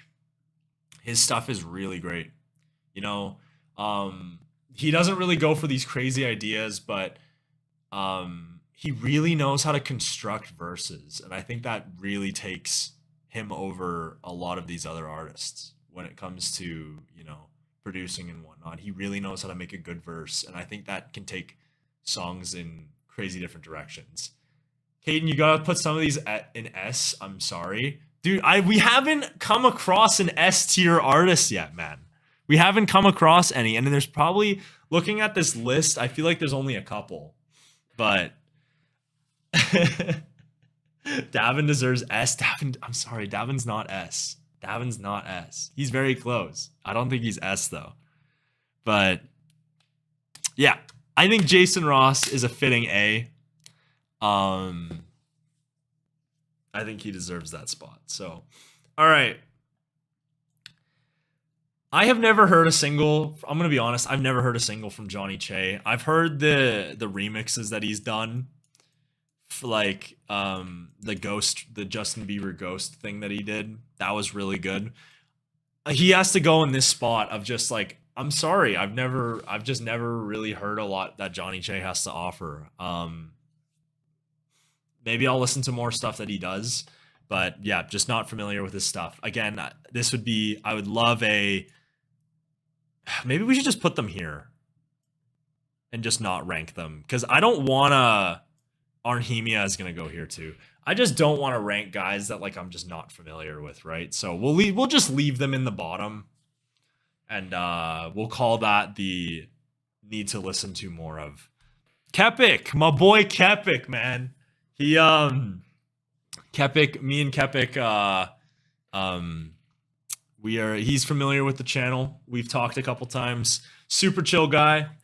And I think Kepik's one of those guys that's taking, I think of all the artists, I think Kepik is taking the most risk in what he does. The amount of subgenre mixing that this man does in his work is absolutely insane. I think the only downside to what Kepik does is that I think his mixing could generally just be a little bit cleaner. But in terms of what he is doing for subgenre variation, he's creating some absolutely banging tunes. I think Kepik's going to be on the we're going to put him just below Kadeko. He's going to be, Kepik is in the high end of the B tier. Yeah, subgenre. He's I think he's carrying the innovation of the scene right now. Him and Trivecta are just absolutely carrying in terms of innovation wise.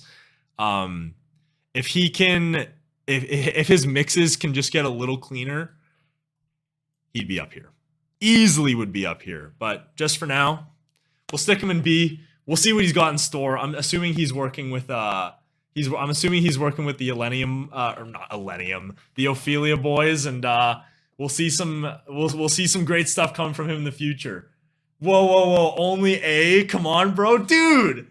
A's a good ranking, man. Look at all these people here. Look at the company you're with here, man. Look at the company you're with in A tier, dude.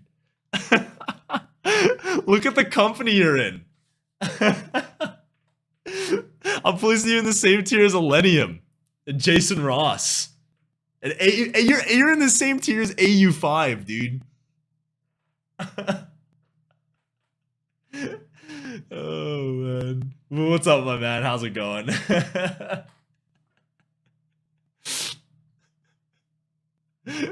That's funny.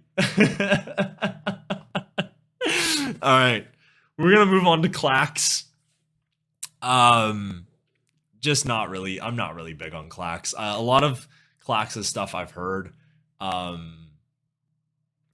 really only been huge on his collabs, but other than that, I'm just not really too big on his stuff. I think ideas wise, he hasn't really carved out a signature sound, and yeah, I don't know, just not really huge on his stuff. AU who? Oh, dude. Better than all those guys.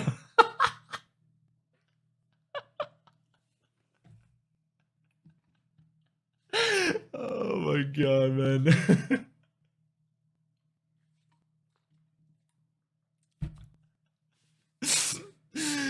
Oh my god, that's freaking funny, man.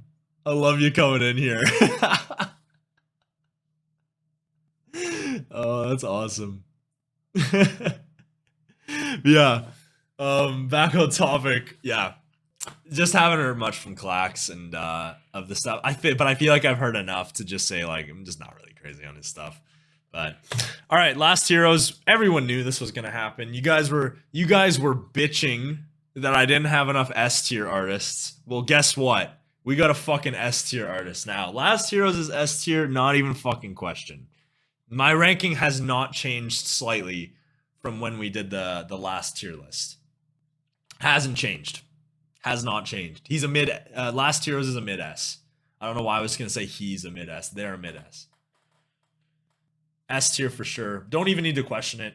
We went over it in the last video. Last tier is an S tier. It's not even a question. It's not even up for debate. Not up for debate. It's not up for debate. Last Heroes is high S, high A, low S. Yeah, you guys are freaking spot on. I love the respect. I love the respect that Last Heroes gets in this community, man. You guys know your shit. maybe mid S. If Last Heroes is an S, I'm canceling my EP. Well, you don't have to cancel it, man, because he's there. Love Like Us is one of the best songs of all time. It's top 10 of all time. Waiting for You, Naked Soul, like Finding Light EP. There's no point of even. It's not a debate. Last Heroes is S tier. All right, Lost Wolves. My man, Lost Wolves.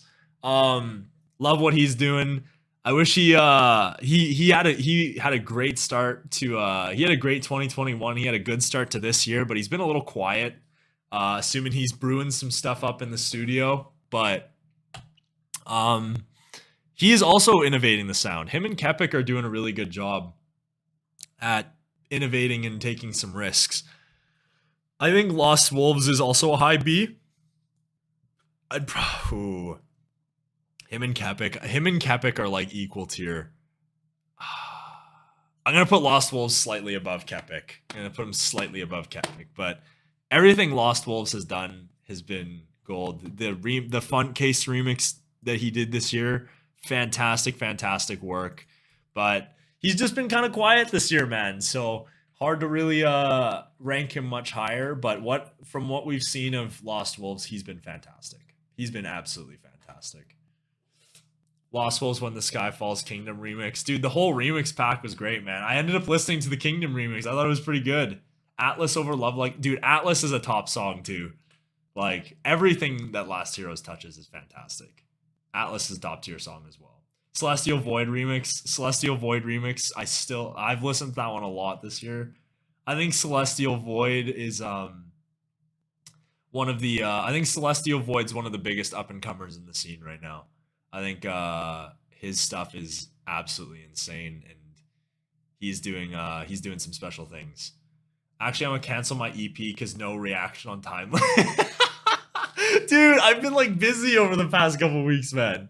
I couldn't stream last week, my man. I liked it though. It's a good song, my man. Why are some of the images inverted?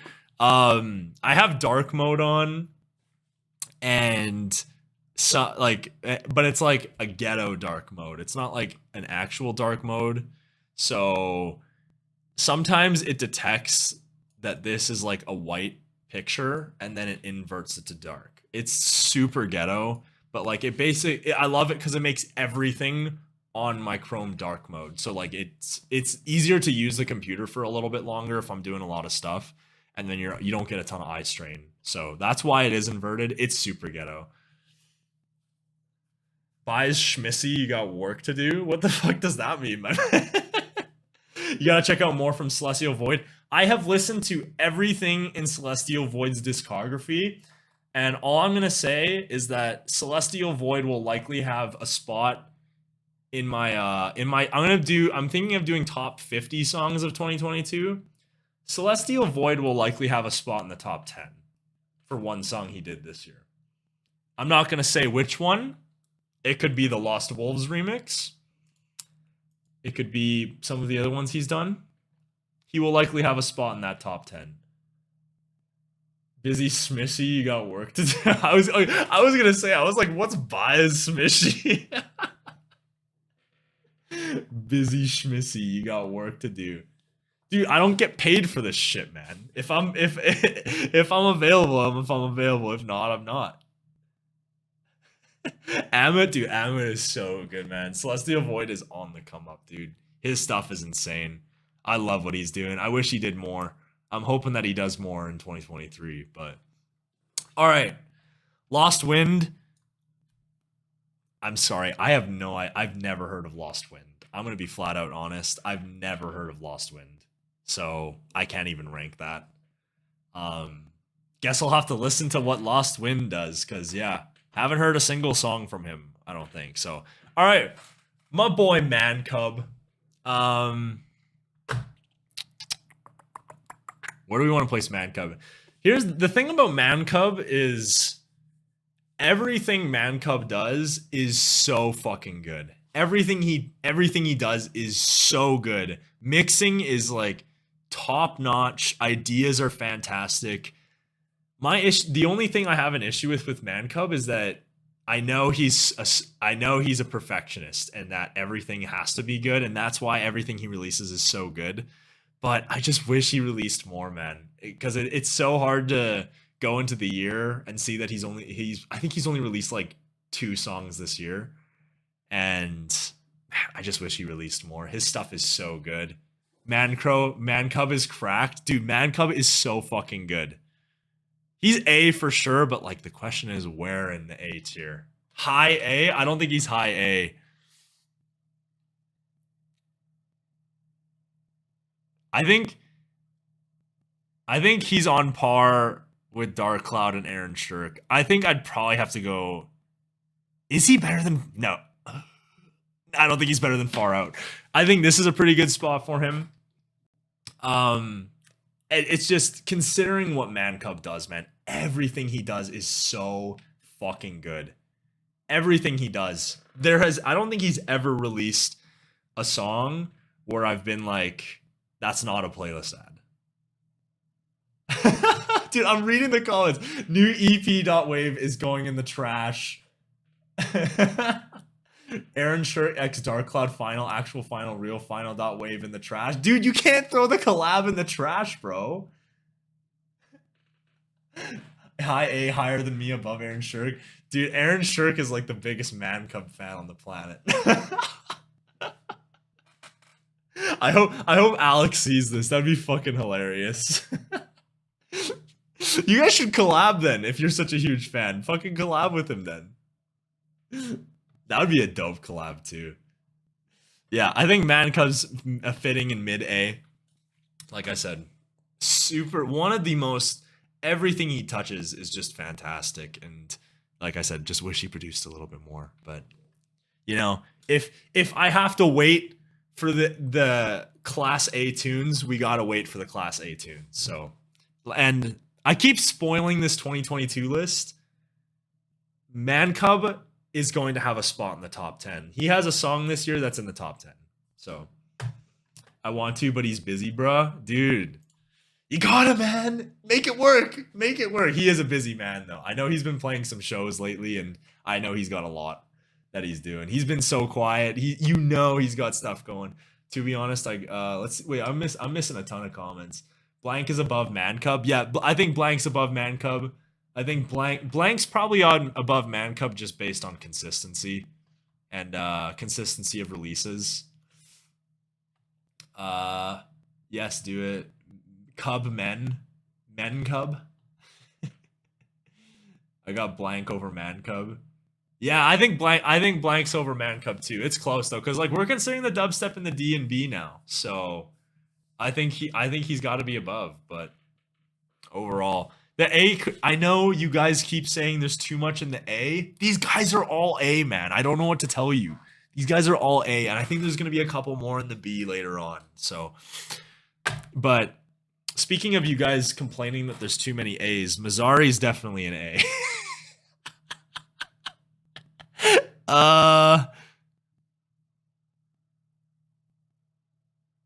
I think I gotta put Mazzari here. I know I keep placing artists over Aaron Shirk, but it's like I fucking love Mazzari, man. I've been so into D&B lately, and he combines my two favorite subgenres. He combines like my two favorite things right now. Everything Mazzari touches is so fucking good. Combining the D&B and the melodic. I know, dude, everyone's complaining that I put fucking If Found in B. Everyone keeps complaining about it. Oh my god. I keep catching heat. I'm gonna keep catching heat for this.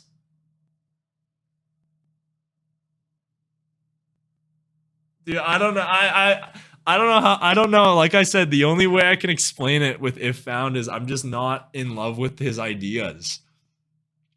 Like, I'm more in love with, like, you know, the euphoric melodic style sound, and I think he does a lot of he never really goes for that euphoric sound.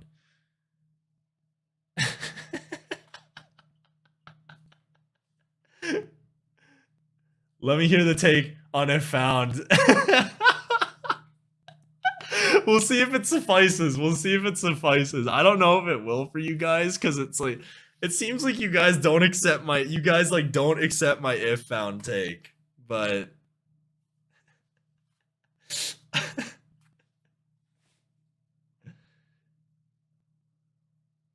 I don't think you guys are gonna let that one go. Okay, at least it's valid. I think it's valid. It's just like Man Cub is literally, or not Man Cub. If Found is one of those artists where I am like, I fully acknowledge why you guys feel the way you do. It's just not for me. Like I just look for different things in music, but like I can totally understand why If Found has the recognition he does. Super unique. And he's one of, I think he's one of the, I think I've mentioned this before. He's leading innovation in the scene right now. He's doing so much unique stuff. If Found just hasn't found you.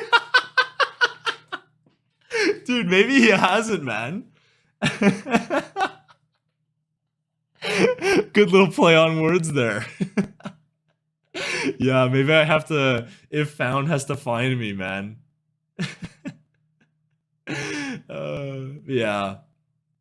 Ooh, we got Meds next. I can't wait to hear this take.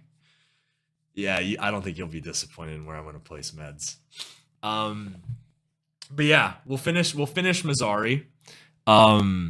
Yeah, like I said, combines two of my favorite things in the world right now. And yeah, really hard to put him anywhere below A. And I know, oh, you guys are placing, you're placing too many artists in A. Fuck you, Meds is in A as well. The question is where?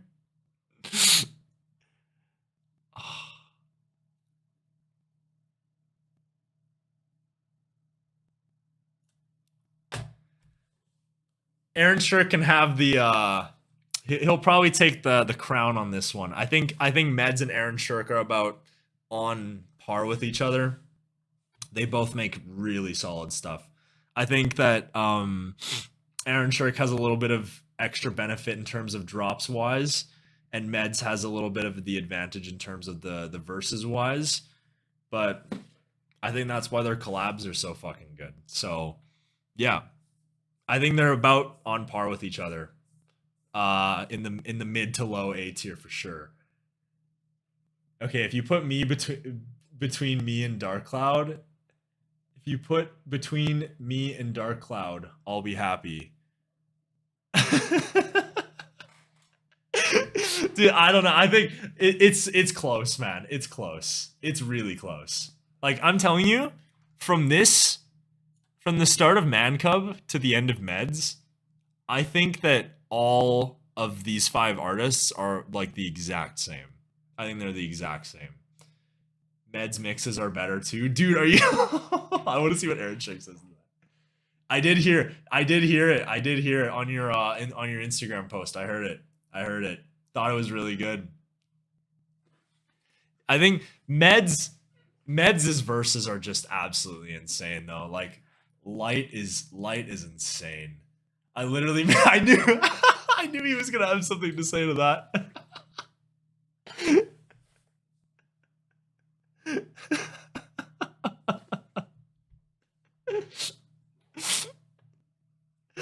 Oh, that's hilarious. But yeah, Meds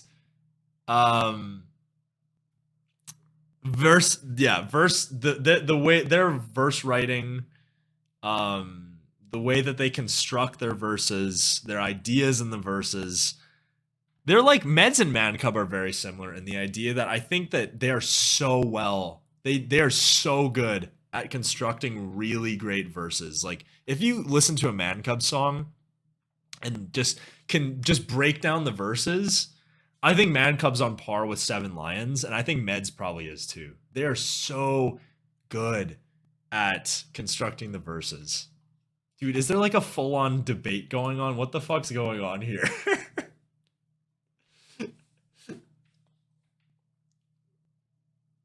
This is so entertaining to just read.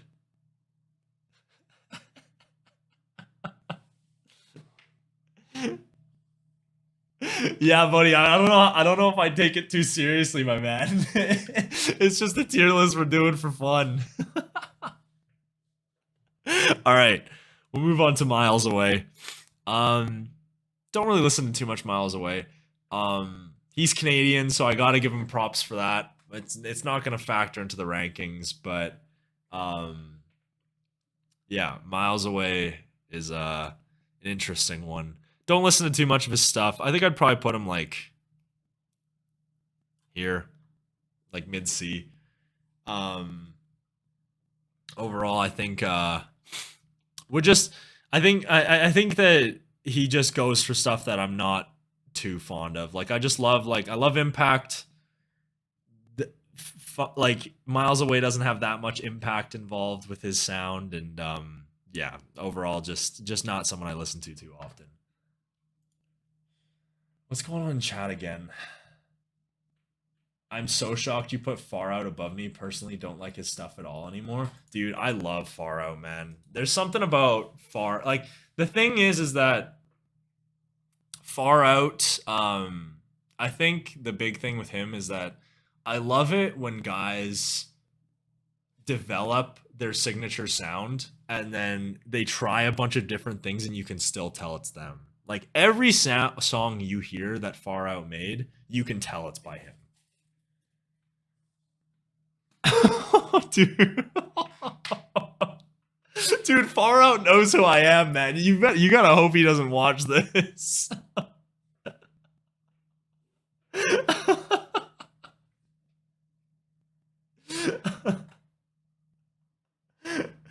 Oh my god. I don't think he'll probably end up watching this, but I think he's still got his signature sound, man. I think he's still got it. Not like on my own levels of like back in the day, but he still goes for that cinematic sound, and you can hear it in like almost everything he does. I don't think it's as present as it used to be. But I definitely think it's still there. Yeah. Yeah, Far Out's dope. Far Out's dope. But all right. I know you guys are gonna say there's too many A's. There's too many A's. Midas is fucking A tier. The question is where.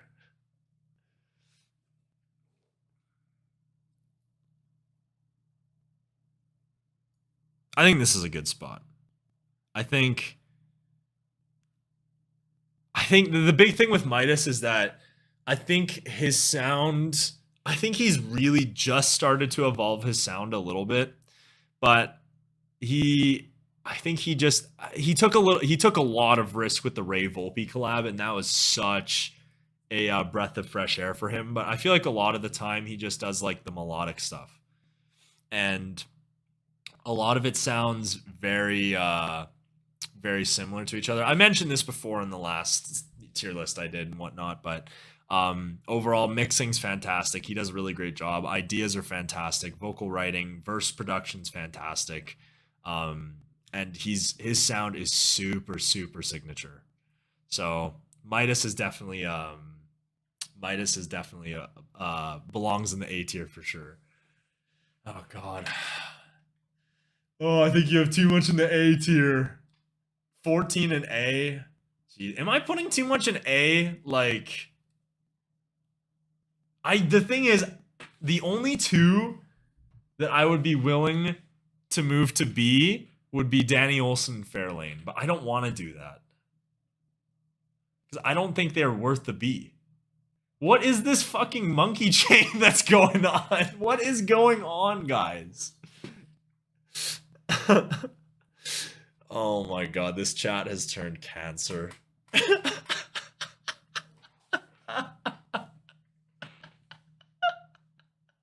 What has this chat turned into? I'm gonna tell Ben to ban you. Don't tell Ben to ban me, man. Don't tell him that. What would Ben even ban me from?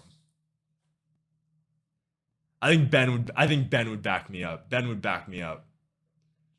I think Ben would have my back.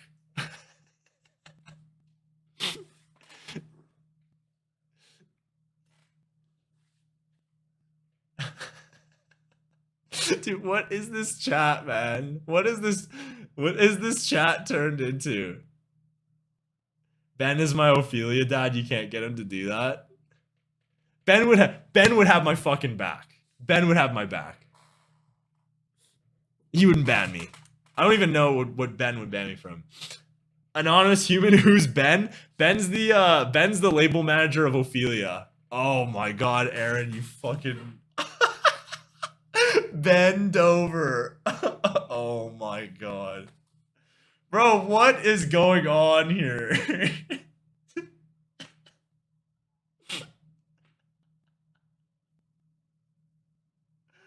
We got all the monkeys. How do y'all know the motherfucking Ophelia head honcho? I've had a couple conversations with Ben before. We've talked. Aaron Shirk obviously knows Ben because he's released on Ophelia. I don't know how Oscar knows Ben though.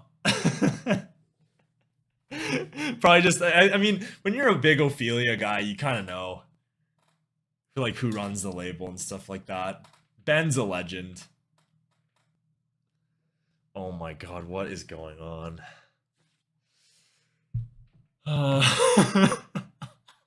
Dude, what are some of these emotes, man? What is this like purple thing that Dreco just sent?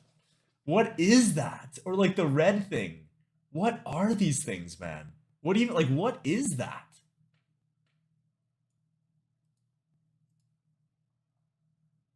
Oscar's a mod? Oh, you're a mod in the Discord. Okay, that definitely. Am I feel like I'm in that.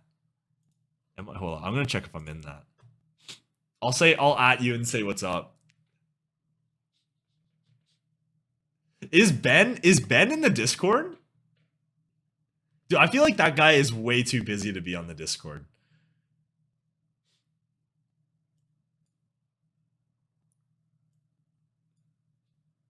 Let's see if I'm in the Ophelia Discord.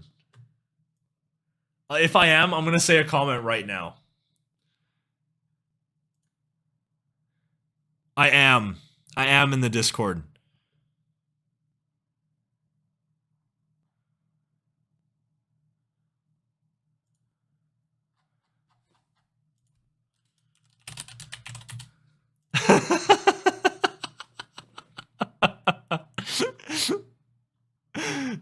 Oh, you guys are posted. You guys, oh, you legends. You posted my stream in the Discord. Oh, I love you guys, man. You guys are awesome.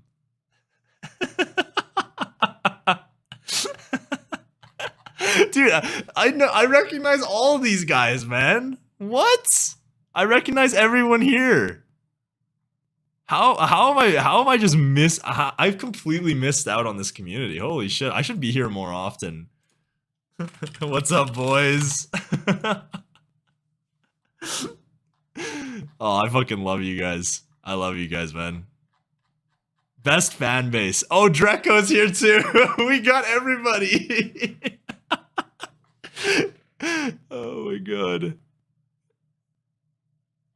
Do you guys always post my streams? Someone said TKC time when they posted it.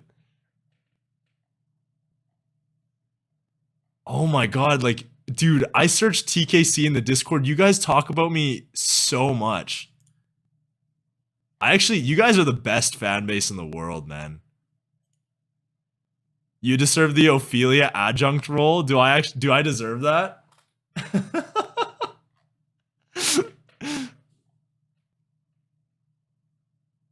Damn, you guys are awesome, man. This is actually so wholesome. I didn't know that you guys like this. It's actually like, what's the word for it?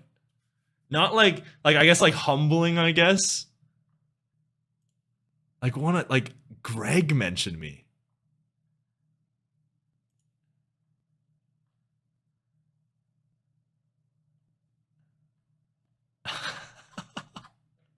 That's crazy. You guys are awesome, man. You guys are awesome. TKC kind of whack, not gonna lie. I agree with that. I agree with Aaron saying that. Dude, I bet you there's people watching this that aren't in the Discord that are like, what the fuck is going on?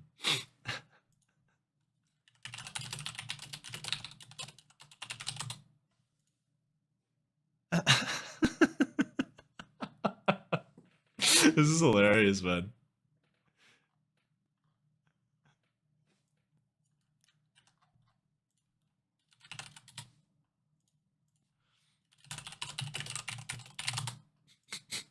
All right.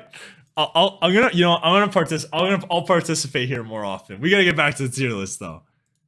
Damn, y'all still going? Acer, what the fuck is going on? We were just talking about the disc. Is it dead? Is it actually dead? Oh fuck, that kind of sucks, man. But all right, let's get back into it. Nightmare. I know you guys might hate that. You guys might hate this ranking, but I'm not big on Nightmare stuff like at all. I know Aaron was saying, "Oh, Nightmare is gonna be B." Like, Signal is like the only song that like I've really enjoyed from him in like the past like 3 years. I'm not a fan of Nightmare like at all. Bro, 3 people Yo, Aaron, it's probably more active than our Discord right now. So the Ophelia has that over us. I guess I just revealed we were working on a Discord, but on God, I don't like Nightmare. Okay, I thought you were actually saying he was B. No, Nightmare's a D. Nightmare's a D. I'm not big on Nightmare stuff. Nicodemus. Where do I want to put him? I think he's doing a lot of good stuff. He's really building the what is it? The like the hybrid sound between melodic and dubstep. Does it really well. Overall though, I feel like a lot of the times it's really predictable. But overall his stuff is still really good, like super well produced. I'd probably put him somewhere here. I think I'd put him mid B overall. Would just love to see more from him overall, and need a little bit more of a sample size. I know he's been making music for a while, but yeah, I'm waiting for that one song that he does where I'm like absolutely enthralled by it. But overall his production's really well. So mid high A. Yeah, the Discord, we have one. Basically me and Adam from EDM Adam, we wanted to make a Discord, so we made one. We got Aaron involved. We got a couple other people involved. There's like 5 people in there right now, and we were planning to get it set up, and like I've been super lazy when it comes to it and haven't really done much for it. So yeah, we could probably use some help. If some people want to help come and set it up, you can have free owner role or whatever. We'll give you that. But yeah, I just don't know what I'm doing with Discord. So someone's calling me. Aaron's calling me on Discord. What are you doing, man? What's up, dude?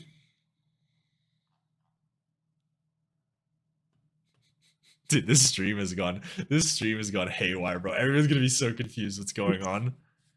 Hey, what's up? What's up, dude? I got this next one for you, bro.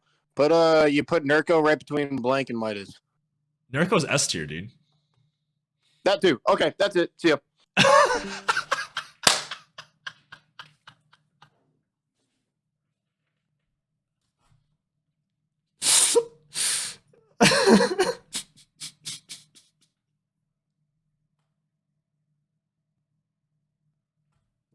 Why?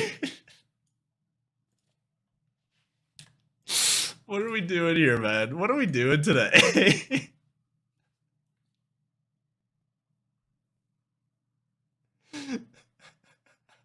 The chat, I don't think has the chat caught up yet to that? Oh yeah, the chat's caught up. Yeah, Nurko's a low S.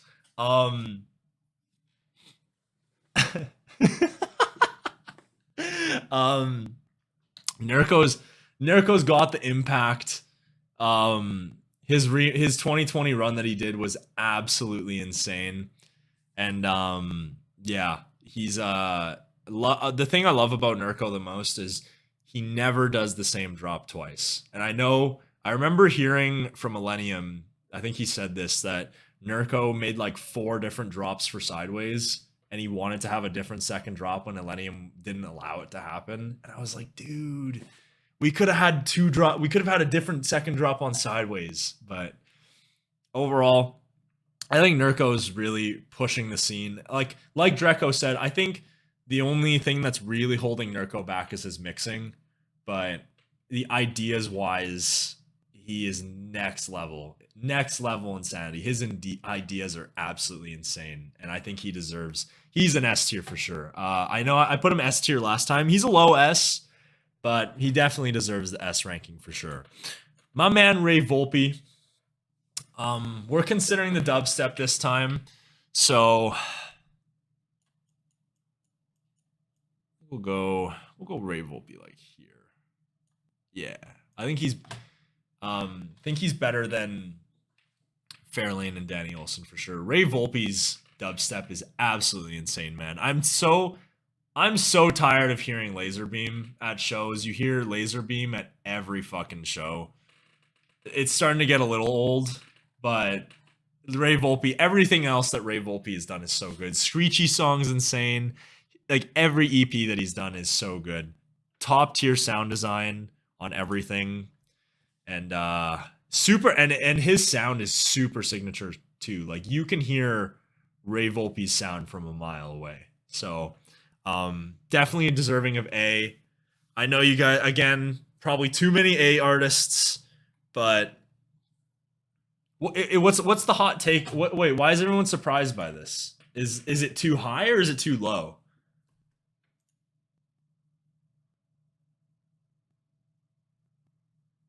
Okay, hot take. Ray Volpe melodic is C tier. Ray Volpe hard as an A. I totally agree. He just doesn't do too much melodic stuff. But his dubstep is so fucking good, and it's so recognizable, man. Ray Volpe's gonna go far. Ray Volpe's gonna go so far in the scene. Bro, but Laserbeam, it is, but like, dude, if you can go here. Okay.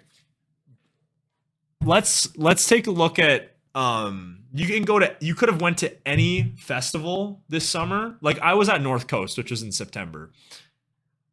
So many fucking artists played Laserbeam edits. I was like, dude, I know Laserbeam is like this top song, but like it's gotten I think it's gotten overplayed at this point. I know everybody and everyone knows the song too, but I'm just like, I've been to so many shows where I hear it, and it's just like I went to, so I saw Bear Grylls last weekend with Odd Prophet and Muerte, and there was a local artist before that. I'm pretty sure 3 of the 4 people played something to do with Laserbeam. And I think Muerte was the only one that didn't. But Odd Prophet played a Laserbeam edit. Bear Grylls played a Laserbeam edit. And the local guys played a Laserbeam edit. Like, it's starting to get a little overdone, I'm not going to lie. Wait, are you a Chicago boy? I traveled to North Coast. I traveled to Chicago just for North Coast with the boys. But no, I'm not from Chicago. Love the city though. Deep Dish fucking slapped. That was great to have. But I am from Canada, yeah.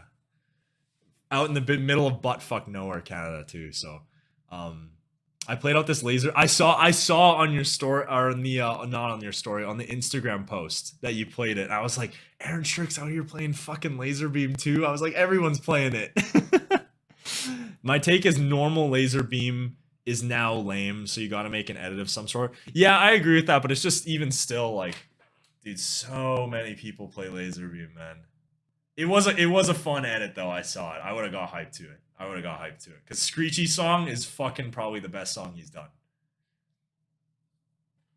A fellow Deep Dish fan? Yes, sir. Deep Dish was so good. Deep Dish is so good, man. Bro, yes, more Canadians. Yo, are you from Canada? I support everyone that's from Canada. I fully support everyone from Canada. Maybe that's why Far Out is in the mid to high A, because like Far Out lives like a couple hours away from me. He's definitely the closest artist to me. So maybe it's a little bit of bias there, but Lotus S tier. Lotus is actually, they've started a new thing. One of the guys from Lotus has started like they have a new duo now. I'm personally a believer in second chances, so I'm looking at the duo with an open perspective, and it's been good so far. So I'm willing to give him a second chance. I'm a firm believer in second chances. So if they can make some original stuff, then I hope the best for him. So yes, I am Canadian. Let's go. We got some Canadian fans in the chat. Love the Canadians. Gotta support my fellow Canadians.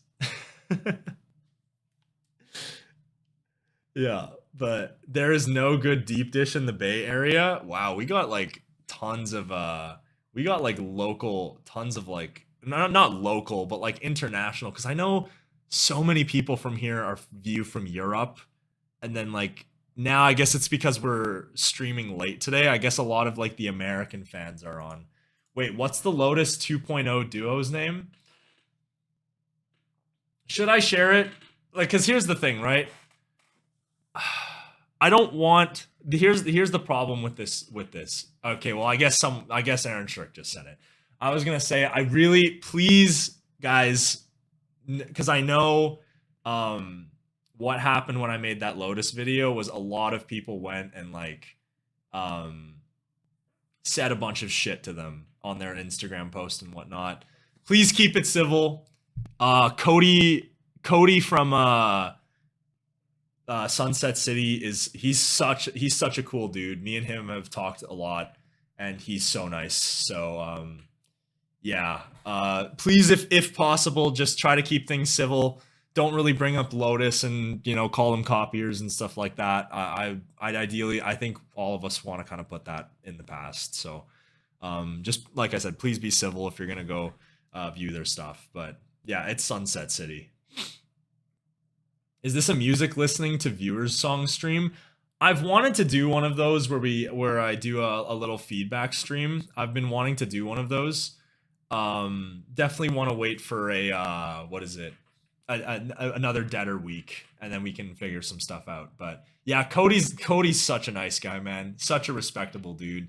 I remember when we had talked at like the peak of the whole Lotus scandal and whatnot, and we had like a good 2-hour conversation. He was so nice. He was one of the nicest guys I've ever met, man. So it's really hard to I know that they had the whole scandal and whatnot, but it's so hard to hate on what he's doing, man, because he was straight up honest with me. He said a lot of things. I don't think he was lying with what he told me, and overall, I think they deserve a second chance for sure. So yeah, please be nice. Yeah, please be nice. I would just prefer if you guys don't bring up Lotus if you guys are gonna go view Sunset City, because yeah, I don't want to bring up I just don't want to bring up the past. So yeah, I talked to him almost every day when that was happening. Yeah, I know it was such a hard time. I felt so bad for them too, because like they had a bunch of artists like ganging up on them and whatnot, and I don't think that there was a lot of people there to support them. Yeah, I don't think he was lying. I don't think he was lying at all. He showed me project files and stuff like that. I think that they really just fell into a bad spot. And yeah, I don't know. It's tough to say. It's really tough to say. But I'm a firm believer.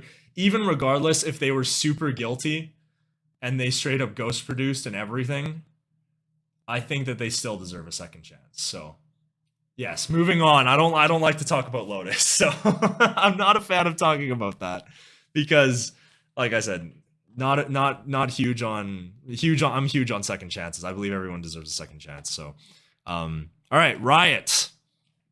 Dude, we're like, wait, hold up. I know I have to address this top comment. Is TKC really Canadian if he's a Sens fan? Dude, that's like the most obvious thing, bro. Of course, dude, if I'm Canadian, I fucking like hockey, bro. We have to do that. We have to do that. We're not going to talk about how they're playing, but I'll at least say I'm a Sens fan. Like, with absolute misery I say that, but all right, Riot. Riot's dubstep's awesome. At least in terms of the Dogma Resistance days. Dogma Resistance is still one of my favorite albums of all time. Love their dubstep work. I'm starting to not love as much of what they're doing as of late. I feel like what made Dogma Resistance so great was the storytelling and, you know, the journeys that they built on their tracks. You know, every track felt like it had a unique story.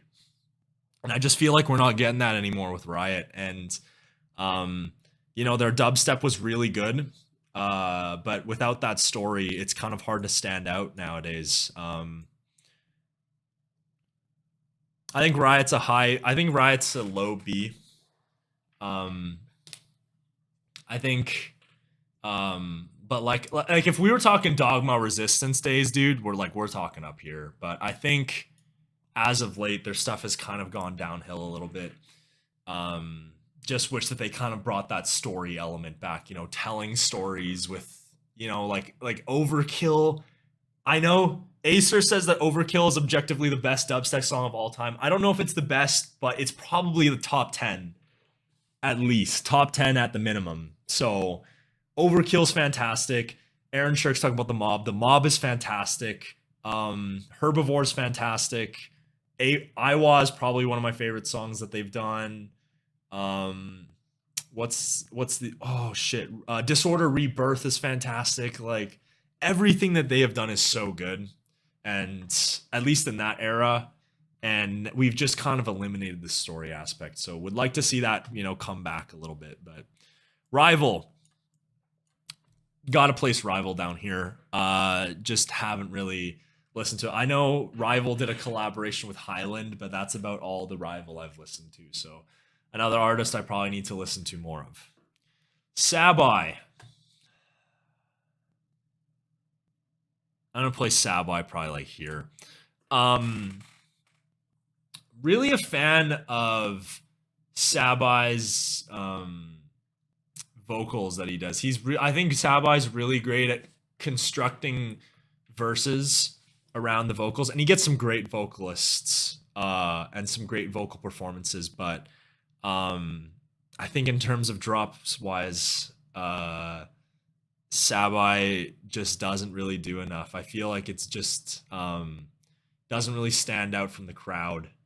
And he's doing a lot of, you know, really just like soft, and he goes for the, you know, the softer future based sound. And I think if this was like 2019, I would have been like a lot huger on the sound. But, you know, for nowadays, it's, you know, in 2022 when people are doing even more creative things with the soft future bass sound. It's not even future bass. It's like the melodic bass, like the super soft melodic bass sound. There's guys that like look at Affinity. Like Best of Me goes for that soft future bass, future like melodic bass sound, and that is one of the best songs this year. Best of Me by Affinity is fantastic, and he went for that super soft, you know, melodic bass sound that a lot of like that Sabai likes to go for, and he made it unique. So it's just kind of hard to see that, and I know a lot of Monster Cat fans. I like to look at the Monster Cat videos from time to time, and yeah, they don't really give Sabai a good rep. So, yeah, that's my opinion on Sabai, I guess. Just never really been crazy on his stuff. Sad Boys. I haven't really dove too deep into their discography, but what I've heard from Sad Boys, I really enjoy. I think they're probably on par with like Nicodemus. I think, really have liked they're taking that pop punk sound in stride, which gotta respect. I think that it's it's an innovation in the scene for sure. I'm not too crazy on it, but would like to see. I like to see, you know, I think it's better than seeing the same vocalists and the same moods and atmospheres over and over again. So definitely like them taking a different approach with things. And from what I've heard, I really enjoy their stuff so far. I think I just have to listen to more, but from what I've heard, I really definitely think they're probably about a mid B so far. So yeah, I think I do need to listen to more Rival. Seems I'm looking at the chats I've missed, and it seems like you guys are all super high on Rival. Okay, Rival is definitely one I will check out for sure. Like I said, I'm looking for some more artists, man. Need some more guys to listen to. I want to find. Normally, I think I used to find maybe like 2 or 3 artists a year that would be like must listens to, and I don't think I've found any this year. I've kind of just been stuck on the same guys over and over again. So definitely will check out Rival for sure. It seems like you guys are saying some positive things about him, so we'll check him out. But all right, Said the Sky. He was a controversial take last time. It'll probably be a controversial take this time. I think he's a high C. Just Wide-Eyed was, I don't know. It's very much similar to If Found, where the ideas just don't really attach to what I love in the music, right? I think what Said the Sky can do really well is he can make some really good verses. But I think Said the Sky's verses are at his best when he's doing the the super emotional. Like one of my favorite Said the Sky songs is All I Got.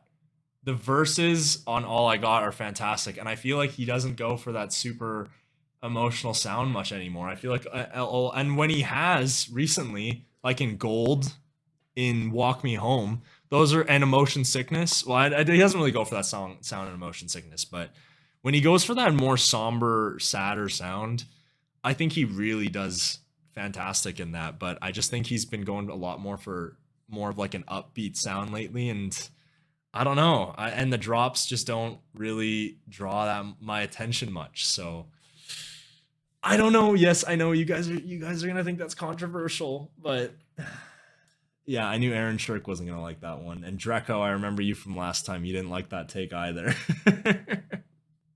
Not controversial.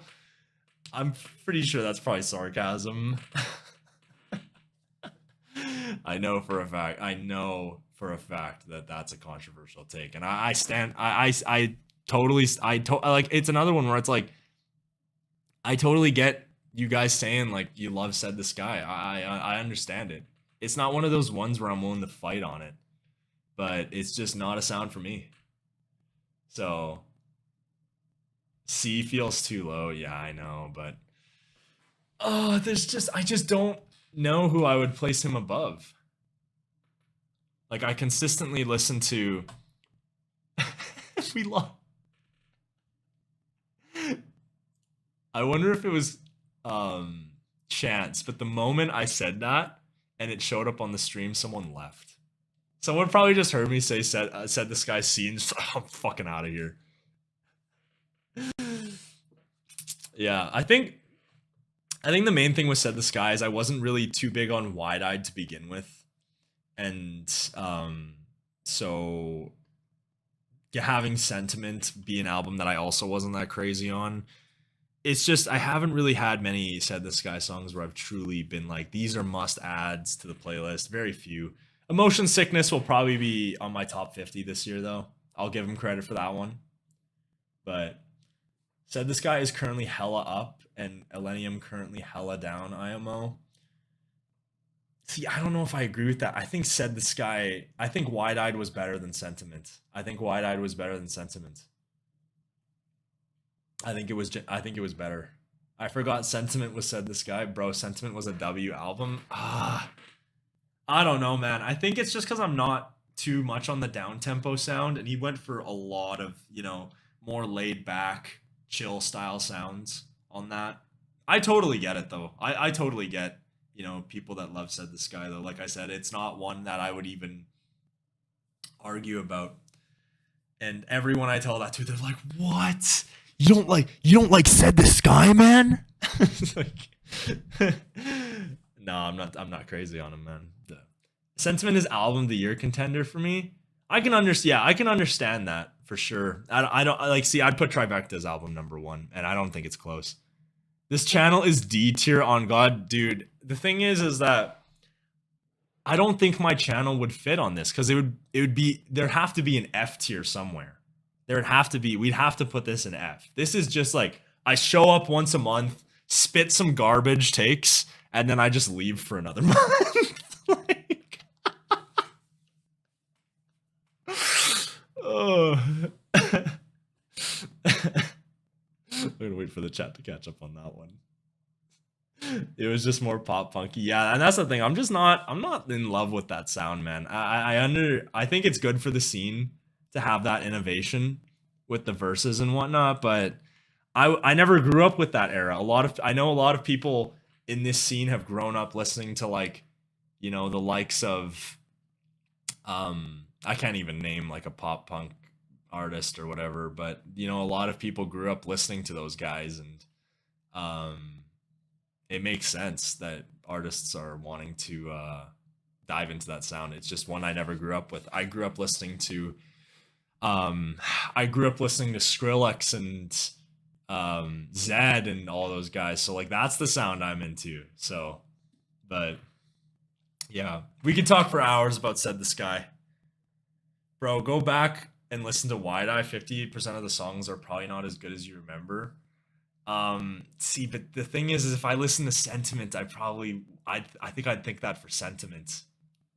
I think maybe the only thing that would be potentially carrying Wide Eyed for me would be the nostalgia factor. Because like when I listen to songs like All I Got and like the names are just drawn a blank right now. Like Erase You or whatever the fuck that one's called. Erase Me Now. Or Erase Me. Yeah, it's Erase Me Now. Same, what the fuck, Zed and Skrillex. Yeah, I was like fucking 10 when Bangarang came out. Like, I grew up on that shit. I don't know, like, just like looking at Sentiment, like a lot of the songs just don't really appeal to me. But like, if I look at Wide Eyed, a lot more of them do. Like, love Show and Tell. All I Got's fantastic. Erase Me's fantastic. Change Your Mind is fantastic.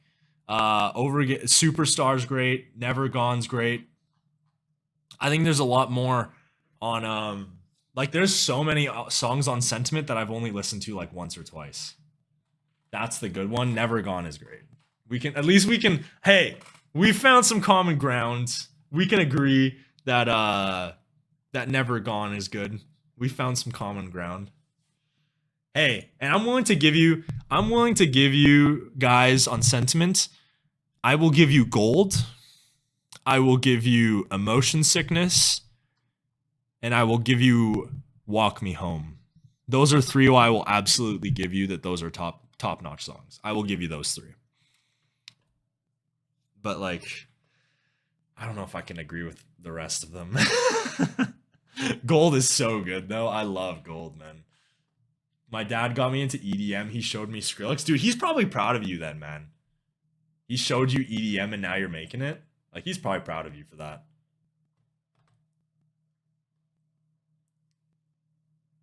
All right, I think we should get back on track though. Fuck, we go. There is at least one viewer in this stream that is trying to just watch the fucking tier list, and he's like, dude, you're just talking too fucking much. Like, get through the fucking list. I bet you there's at least one person that's thinking that. Please, if you are in the chat and you are thinking that, please say it. It would be hilarious. I wouldn't hate you for it. It'd be hilarious. How? Nah, my dad hates it. Your dad hates that you make EDM, dude? I feel like that's cap. Potions is good. I will give you Potions too. We'll give you Potions. What's some more songs? Let's see if we can find some more common ground here. I think that's it, dude. Sad songs? We could probably meet in the middle on sad. Sad songs is great. We could probably find Stall more. Fuck,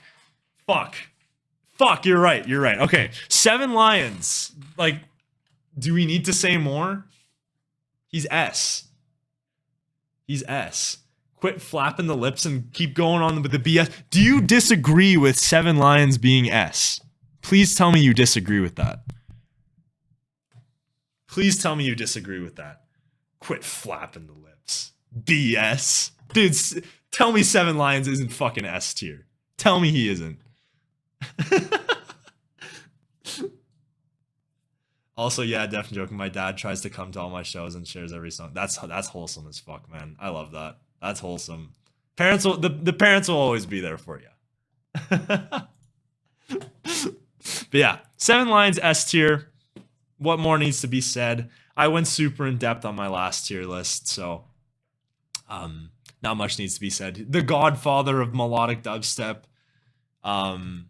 Yeah, safe to say the least, he deserves to be there. Slander. Okay, here's the thing with the collabs. Slander collabs are top notch, man. We can't even deny that. Slander collabs are top notch, but the solo stuff, dude. I went over this on my last stream.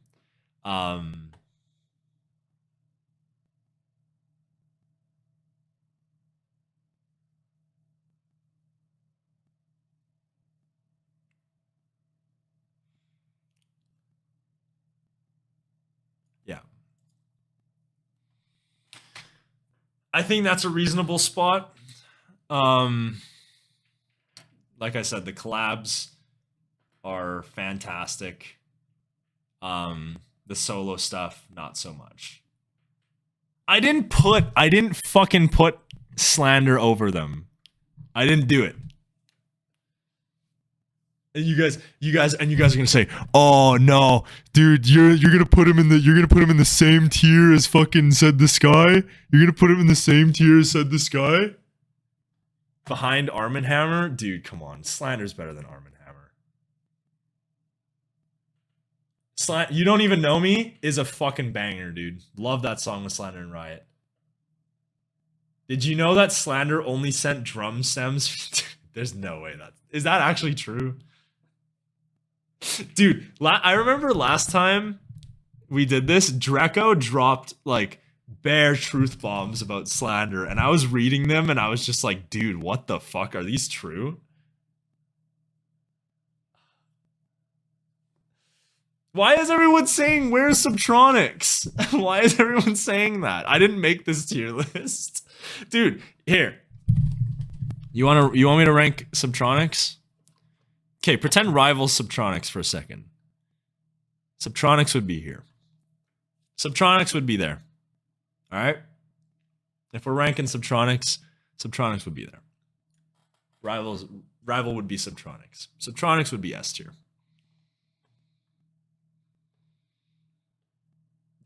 Nick, dude, Illenium verified that? No way. When did he say that? Dude, that's actually so bad. If Illenium said that. For first time, okay, I was pretty aware about first time. That like first time is just straight up 7 Lions and Davin. We know they got carried on first, yeah. And the collabs too. I think I remember Fairlane did an AMA before, and I asked him, I was like, this was the question I asked Fairlane. I was like, everyone in the community says that Slander contributes next to nothing on their collabs. Can you verify the truth of this statement? And I think Fairlane said something like, I think Fairlane said the most, like, he agreed with the statement without saying that he agreed. I don't remember the exact response he said, but he said something like, I can't go like too into depth on like what they did, but like Slander definitely helped elevate the tune for sure, or something like that. I shouldn't say that because Fairlane's such a nice guy. I probably shouldn't drag him down in any drama like that, but I did think his response was kind of funny. I'd have to see if I can pull it up, but I remember he said something like that. All right. Cinemata. I think this might be the last controversial one on the list, because it seems like everyone in my chat is always like, oh my gosh, react to Cinemata. Dude, I don't know. I've just never really been huge on Cinemata's mixing.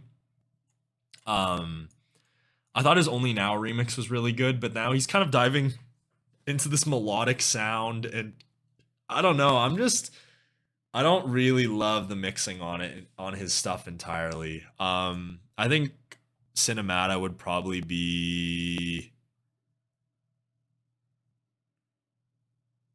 here. I think he's probably a mid C. I think that'll be the last of the controversial takes, but I think he's a mid C. You play Modern Warfare 2? I do not. Me and my buddies just fucking play Fortnite all the time. I don't game very much, so I generally don't like to spend money on games. But yeah, all we do is play Fortnite. If you have Fortnite, you can play. No. Hot take, fire is hella warm. Isn't fire hot though? I think that is a hot take. He legit Cinemata ghost produced for Excision and Slander? Or is that Fairlane? No, he's probably talking about Cinemata. Cause I have nothing but good things to say about Fairlane. Fortnite? Dude. What's wrong with Fortnite, man? What's wrong with Fortnite? What's wrong with Fortnite? Laughing my ass off, lol, monkey. Ain't no way I'm touching Fortnite now. Cause like, dude, Fortnite has the no building. That shit is fire, man. That shit's fire. And the kids suck in Fortnite. The kids are so bad. Yeah, I could see Cinemata ghost producing that if that's fact. I think Cinemata's darker stuff is just a lot better. I'm just not a fan of his melodic stuff at all. I think when he's done the darker sound, it's been really good. Like I said, like the Only Now remix. The Only Now remix, I don't know if it deserved to win, but it definitely deserved to be top 3. I think the Roy Knox what is it? I think the Roy Knox remix probably deserved to win, or the Ace Aura remix, but he deserved top 3. You an EDM music reviewer and just said, what's wrong with Fortnite? Sorry, bro, but come on. Dude, what's wrong with it? Okay, let's find some middle ground. Fortnite with building fucking sucks. Can we find middle ground on that at least? Like the no build is so fun, man. I gotta be honest. It's so fun. It's actually addicting. See, Oscar gets what I'm talking about, man. No building is sick as fuck. Fortnite was fun like 5 years ago. Dude, but they had the fucking building. That was the problem. And then you have kids doing the fucking thing where they just do like where you go up to them and they fucking go and they place like fucking wood all around you in like a second. And then you're like, what the fuck? You have no idea what's going on. And then they go on the fucking mic and you're like, oh, box like a fish. Like, shut the fuck up. Shut the fuck up. Fucking Fortnite kids. That's probably gonna be worth a reel or a short, but whatever. I'm going off right now. The community sucks. It's like Overwatch. The game was fun, but the community was so fucking cancer. The community was so cancer that the game started to suck. Why are we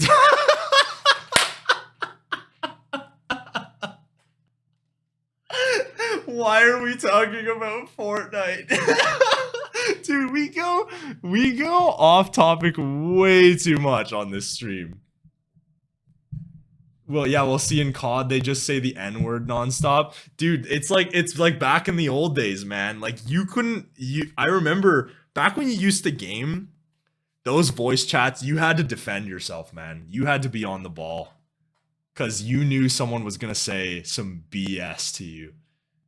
Like, if you kill someone, they're immediately dropping the N-word.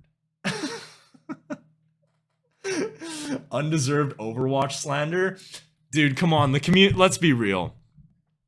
Let's find some middle ground. This seems to be a common theme with what we're doing today. Middle ground. Overwatch as a game and as a concept is great. The community, on the other hand, you join a fucking game and someone immediately picks Genji. Even though the other team will have a fucking Winston. And he won't get the fuck off Genji. And it's like, dude, we need to push the fucking payload. Get off fucking Genji. And they won't. They just don't. Trivecta's S tier.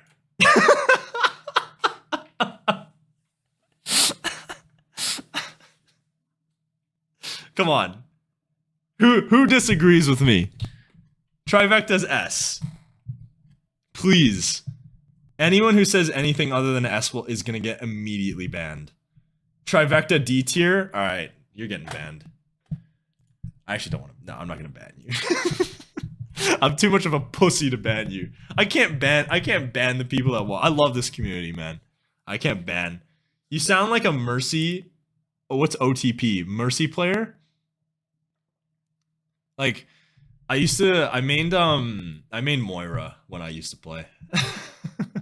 I was a support. Yeah, you're probably accurate on that one, bro. What we need to push is this tier list. Hurry the fuck up. All right, Trivecta's S tier. Innovating the sound. He's perfect. Is super fun personality. Can't say anything. I literally cannot say anything bad about Trivecta. Easily deserves second spot in the S tier. William Black, on the other hand, William Black is one of those artists where I think he would be like up here if he just took a little bit more risk. I feel like a lot of the times he just plays it way too safe. And I just like the times he's taken risks. Like, You're Not Alone, his collaboration with Cinema Kid, was so good. It didn't sound it could still had that like William Black-esque sound to it, but it wasn't like inherently like you hear a William Black song and you know what the drop's gonna sound like. Need You Now is another one where he took a ton of risk with that song, decided to go for more of a down-tempo song. And one of my favorites off that album, It's Grown on Me So Much. And like I find that whenever William Black's talented enough that when he takes risks, it pays off in big fashion. But I think we just need to see that more. Where did I place William Black last time? I think he's a high-end B tier. Really close to an A.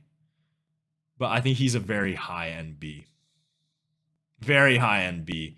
I think I would be hard-pressed to put him in A. I could argue putting him in A, but then you guys are going to say, dude, there's too many artists in A. There's too many artists in A. I feel like I've got like an attitude today. I should probably stop that.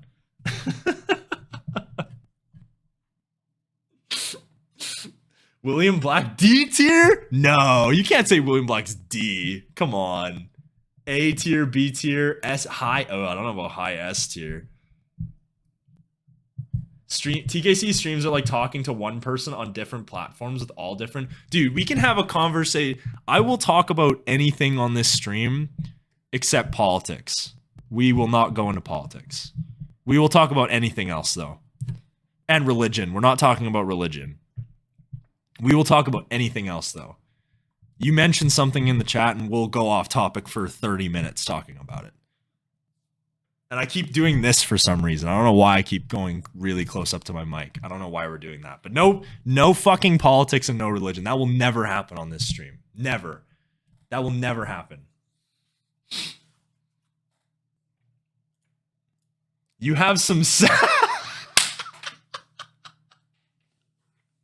I don't know what's in me today. I think it's just because I'm super tired. I didn't get much sleep last night, and I'm just sleep fucked right now. Everything's just funny to me. You have some sass, my god, politics. We are not talking about fucking politics. We are not talking about politics. It's not happening. It's not happening. I'm ignoring everything about politics. Every single thing about politics we're ignoring. All right, Wooli. Now I hope me saying that doesn't actually incur a political conversation. You know what else won't happen? Finishing this list. I'm trying to sleep. All right, Wooli.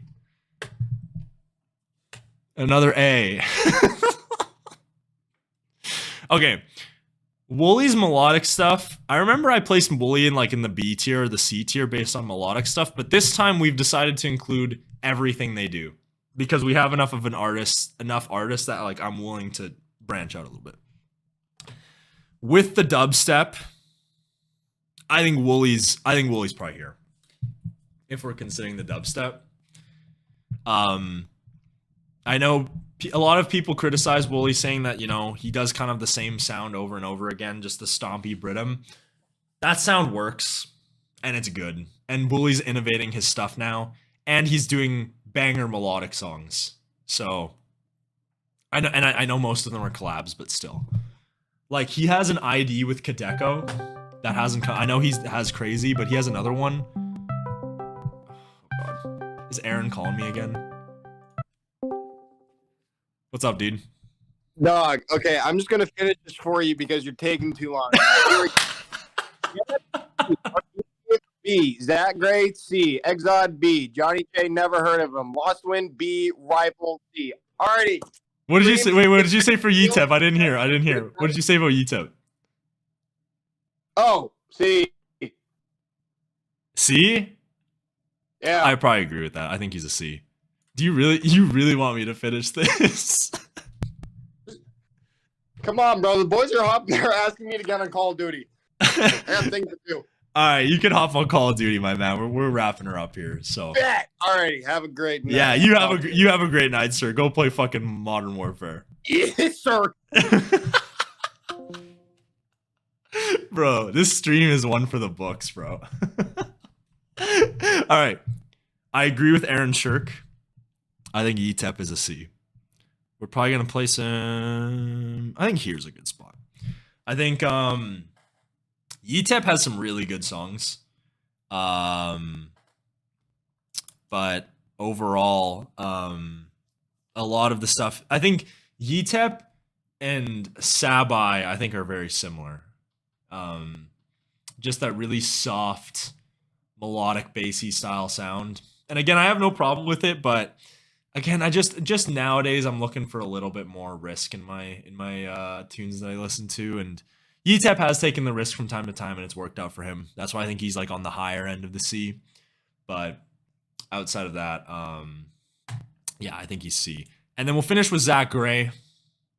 I'm gonna keep Zach Gray in here because I just don't listen to enough of his stuff. I've heard him as a vocalist on songs. I don't think I've ever really heard his solo stuff before. I probably should, but just haven't really heard enough of it. So, all right, that's the tier list. Now you guys want to do the Ophelia quiz now? Dude, that tier list took way longer than I thought it was going to. Holy shit. That took way longer than I thought it was going to. And now the window is open that I don't want to be open. All right. We'll get the normal setup going here. Dude, I need to cut my hair. Holy shit, that's so fucking long. All right. Where does the chat goes here? That goes there. All right, we got the normal setup now. My brother in Christ, get to the electronic dance music tier list rating. We finished it. We had, dude, you know how many YouTube shorts I'm gonna be able to make out of those moments? There's gonna be, you guys are going to get a plethora of YouTube shorts over these next couple of days of just funny moments from the streams. You guys are gonna get a lot of them, so be on the lookout, my friends. But yeah, like Aaron Shirk's buddies are saying, they want him to play Modern Warfare 2. My buddies want me to play Fortnite. So,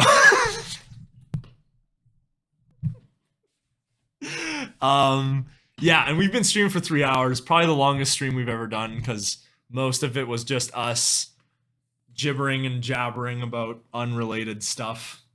But like I mentioned before, you guys are the best fan base in the world, and I couldn't ask for a fan base that's better to joke around with and go off topic with. So,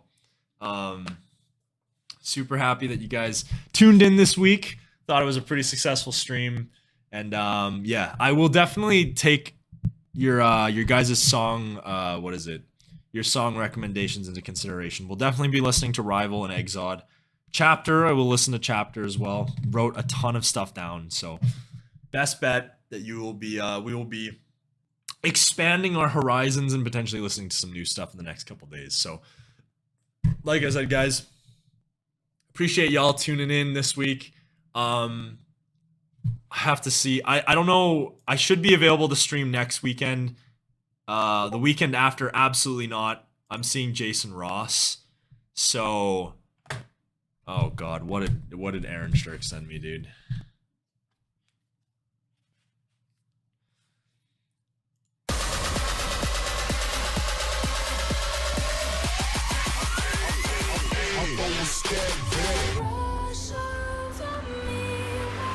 Psych!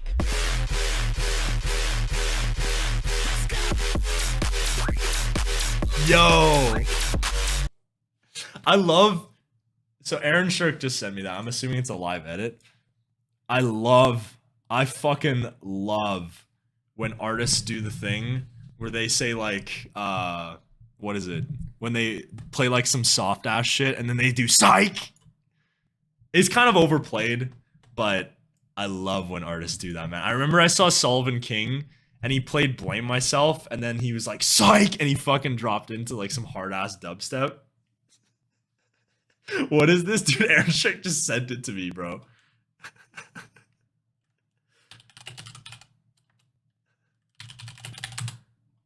I just sent him that it's shit and he should delete it. Let's see what he said.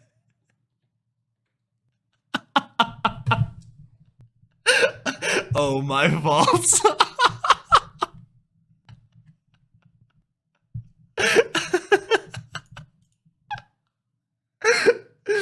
Oh my god. I didn't mean it. I didn't mean it.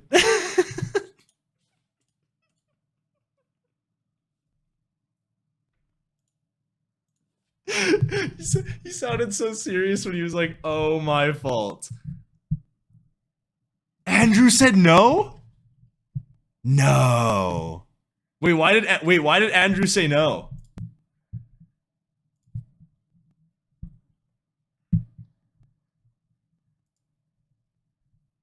He didn't want the what, wait, why would he say no to that though? Were you like before you played for Halion or something? Oh no. What is this?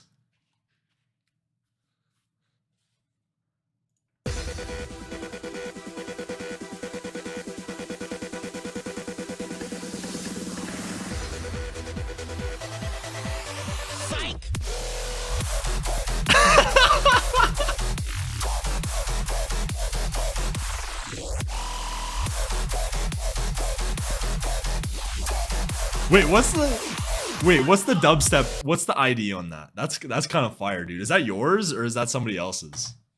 That's fire, dude. I actually love that. I actually love that shit. Like I said, a lot of artists do it. It's funny every time. It's funny every time. I'd probably get in trouble, to be honest. Why? Because you're playing like, oh, I see. Because you're like saying like, yeah, you might have to pick a different song, I guess, eh? Dude, Andrew's a fucking awesome dude, though. I feel like he'd probably think it's funny. That's you? All right. I respect it. It's a dope ID, man. Dude, Andrew really told you no? It must just be for like optics and whatnot, but Andrew's the man. Andrew's the man, bro. What song is the dubstep? I must know. That's up to Aaron if he wants to share that. I just made it randomly. Dude, include that in like, try to find a way to include like it like in like a hybrid song. That would work. Like if you got like a darker melodic ID, that would work for sure. Dude, do like a, you know what? Oh fuck. You know what you should do? You should do like a Requiem, like Crystal Skies style song. Like I know you're saying you're huge into the psytrance. Oh yeah, if you were playing, yeah, if you're playing on the same night as Haley, you can't do that. Yeah, probably not. That would be hilarious at any other show though, for sure. That would be hilarious at any other show. Yeah. You did play the second drop though? Oh, I keep almost knocking down the freaking mic. I put the gnome sound.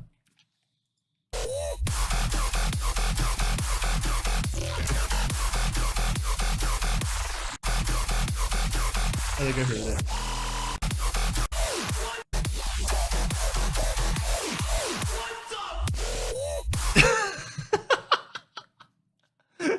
I have something like that. That's dope to hear, man. Those have been my favorite songs lately. Where like, it's just an instrumental track, and you just go fucking nuts with like 4 different drops. Those have been my favorite songs as of late. Fucking awesome. All right, but it's getting late. I will let you guys go because I'm gonna go, you know, drink some chug jugs and get some W's tonight. So get some victory royales. God, fuck! I need to stop ASAP. I'm gonna wait for the chat response on that one, and then we're going. They're gonna really hope I leave.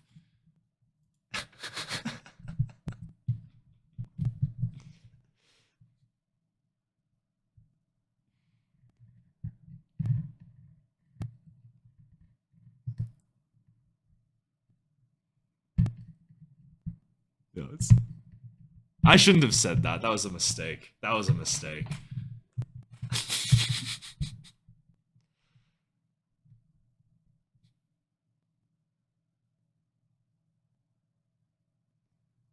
Lol. You got one more? Alright, we'll play one more. The best ID ever?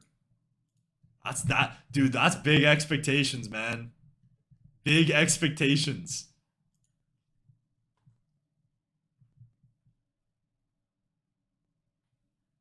Alright, we'll listen to one more. I thought you wanted to go play Modern Warfare 2.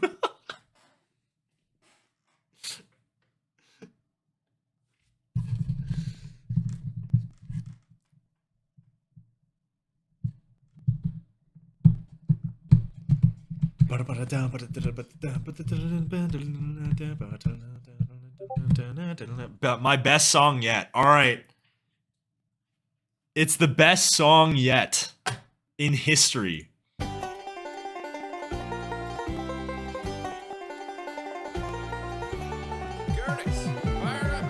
Oh, the dubstep tractor!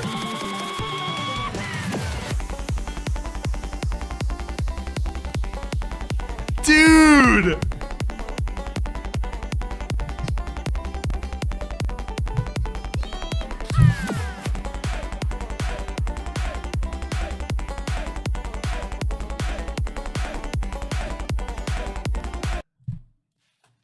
Yo, is it bad that I unironically enjoy that?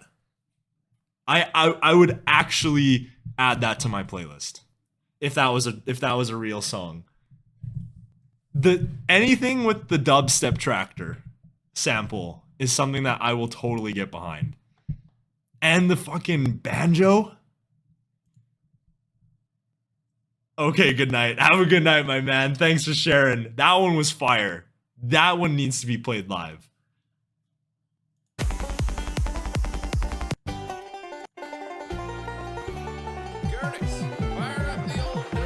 Oh, what's up? What's up, Josh? How's it going, man?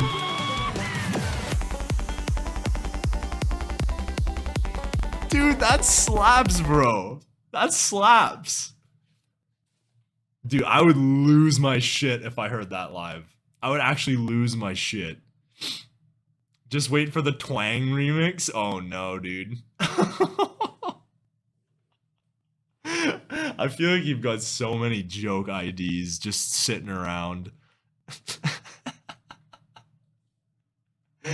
All right, well, like I said before, I'm gonna let you guys go. We've been streaming for almost three and a half hours, probably the longest stream we've done yet.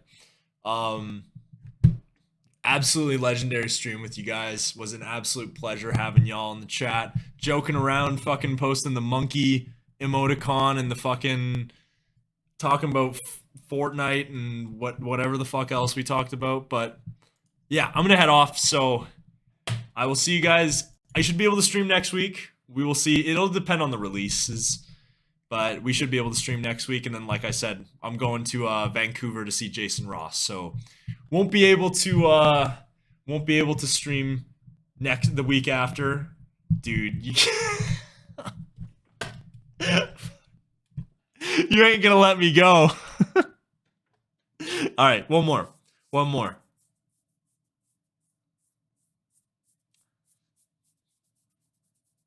I feel like the monkeys actually has to be a thing now. Can we make that a thing?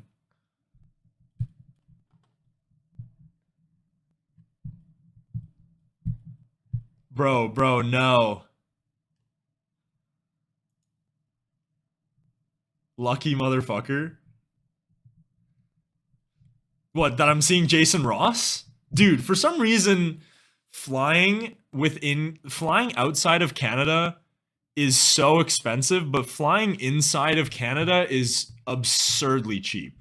Like, I can go buy a ticket to see Jason. I can buy a ticket, buy plane tickets to go to a different city in Canada, and it costs me under $100. Like, with food, it'll probably cost me over 100. But like, to see Jason Ross, dude, on the Atlas tour, under $100? We're 100% doing that shit. 100% doing that shit. Dude, I feel so bad for you guys that are too young and can't see these shows, because I guarantee you when you see your first one, the first one you'll never forget. You will never forget your first show. Ever. It's so special. So when you get to see that first one, it's going to be truly special. Let's listen to Twang.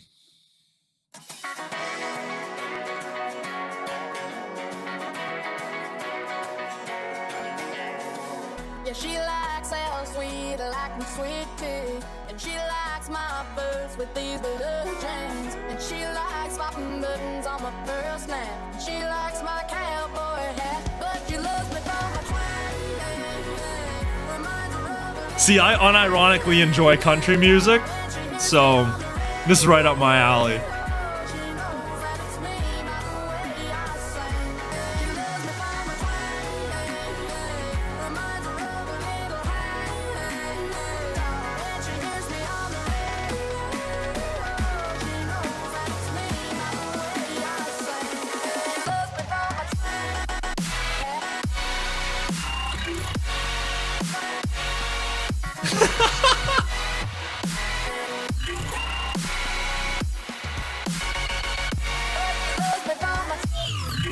Dude, those fills. Ew.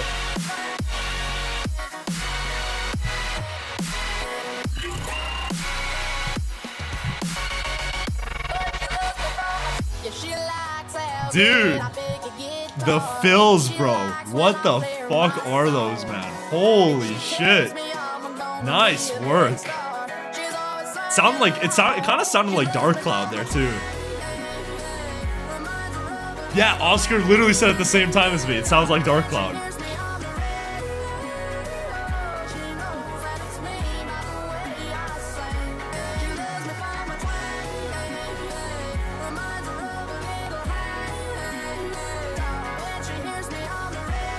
This makes me want to get on my shit kickers and my fucking cowboy boots.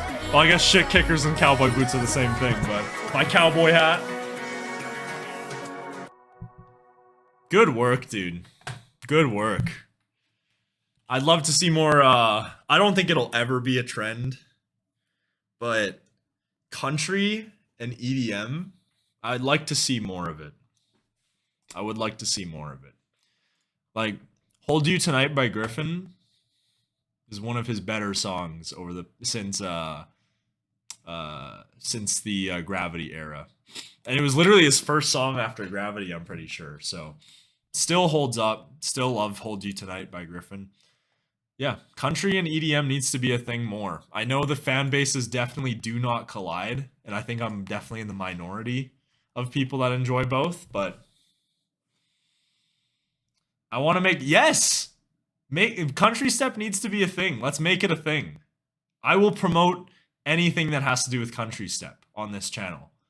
And we can turn this from a melodic dubstep channel into a country step channel. Now we're done. Yes, now we're done. Everyone go away. Leave. Sleep. Yes. I think there's a lot of people in this chat that have probably been up, that are up at absurd hours of the night. And I would really hope you guys get some sleep, because you should be getting your 8 hours. You know, get some good sleep. Sleep's the most important thing in the world. So, all right. We are going now. Thank you guys for tuning in. It was a pleasure, joking around with you and having fun. And yeah, like I said, we should be able to do next week. So we'll see what's coming out next week. It might just be reactions, but I do want to get that Ophelia quiz done. So want to have you guys involved. And yeah, we will see you guys in the next one. Peace.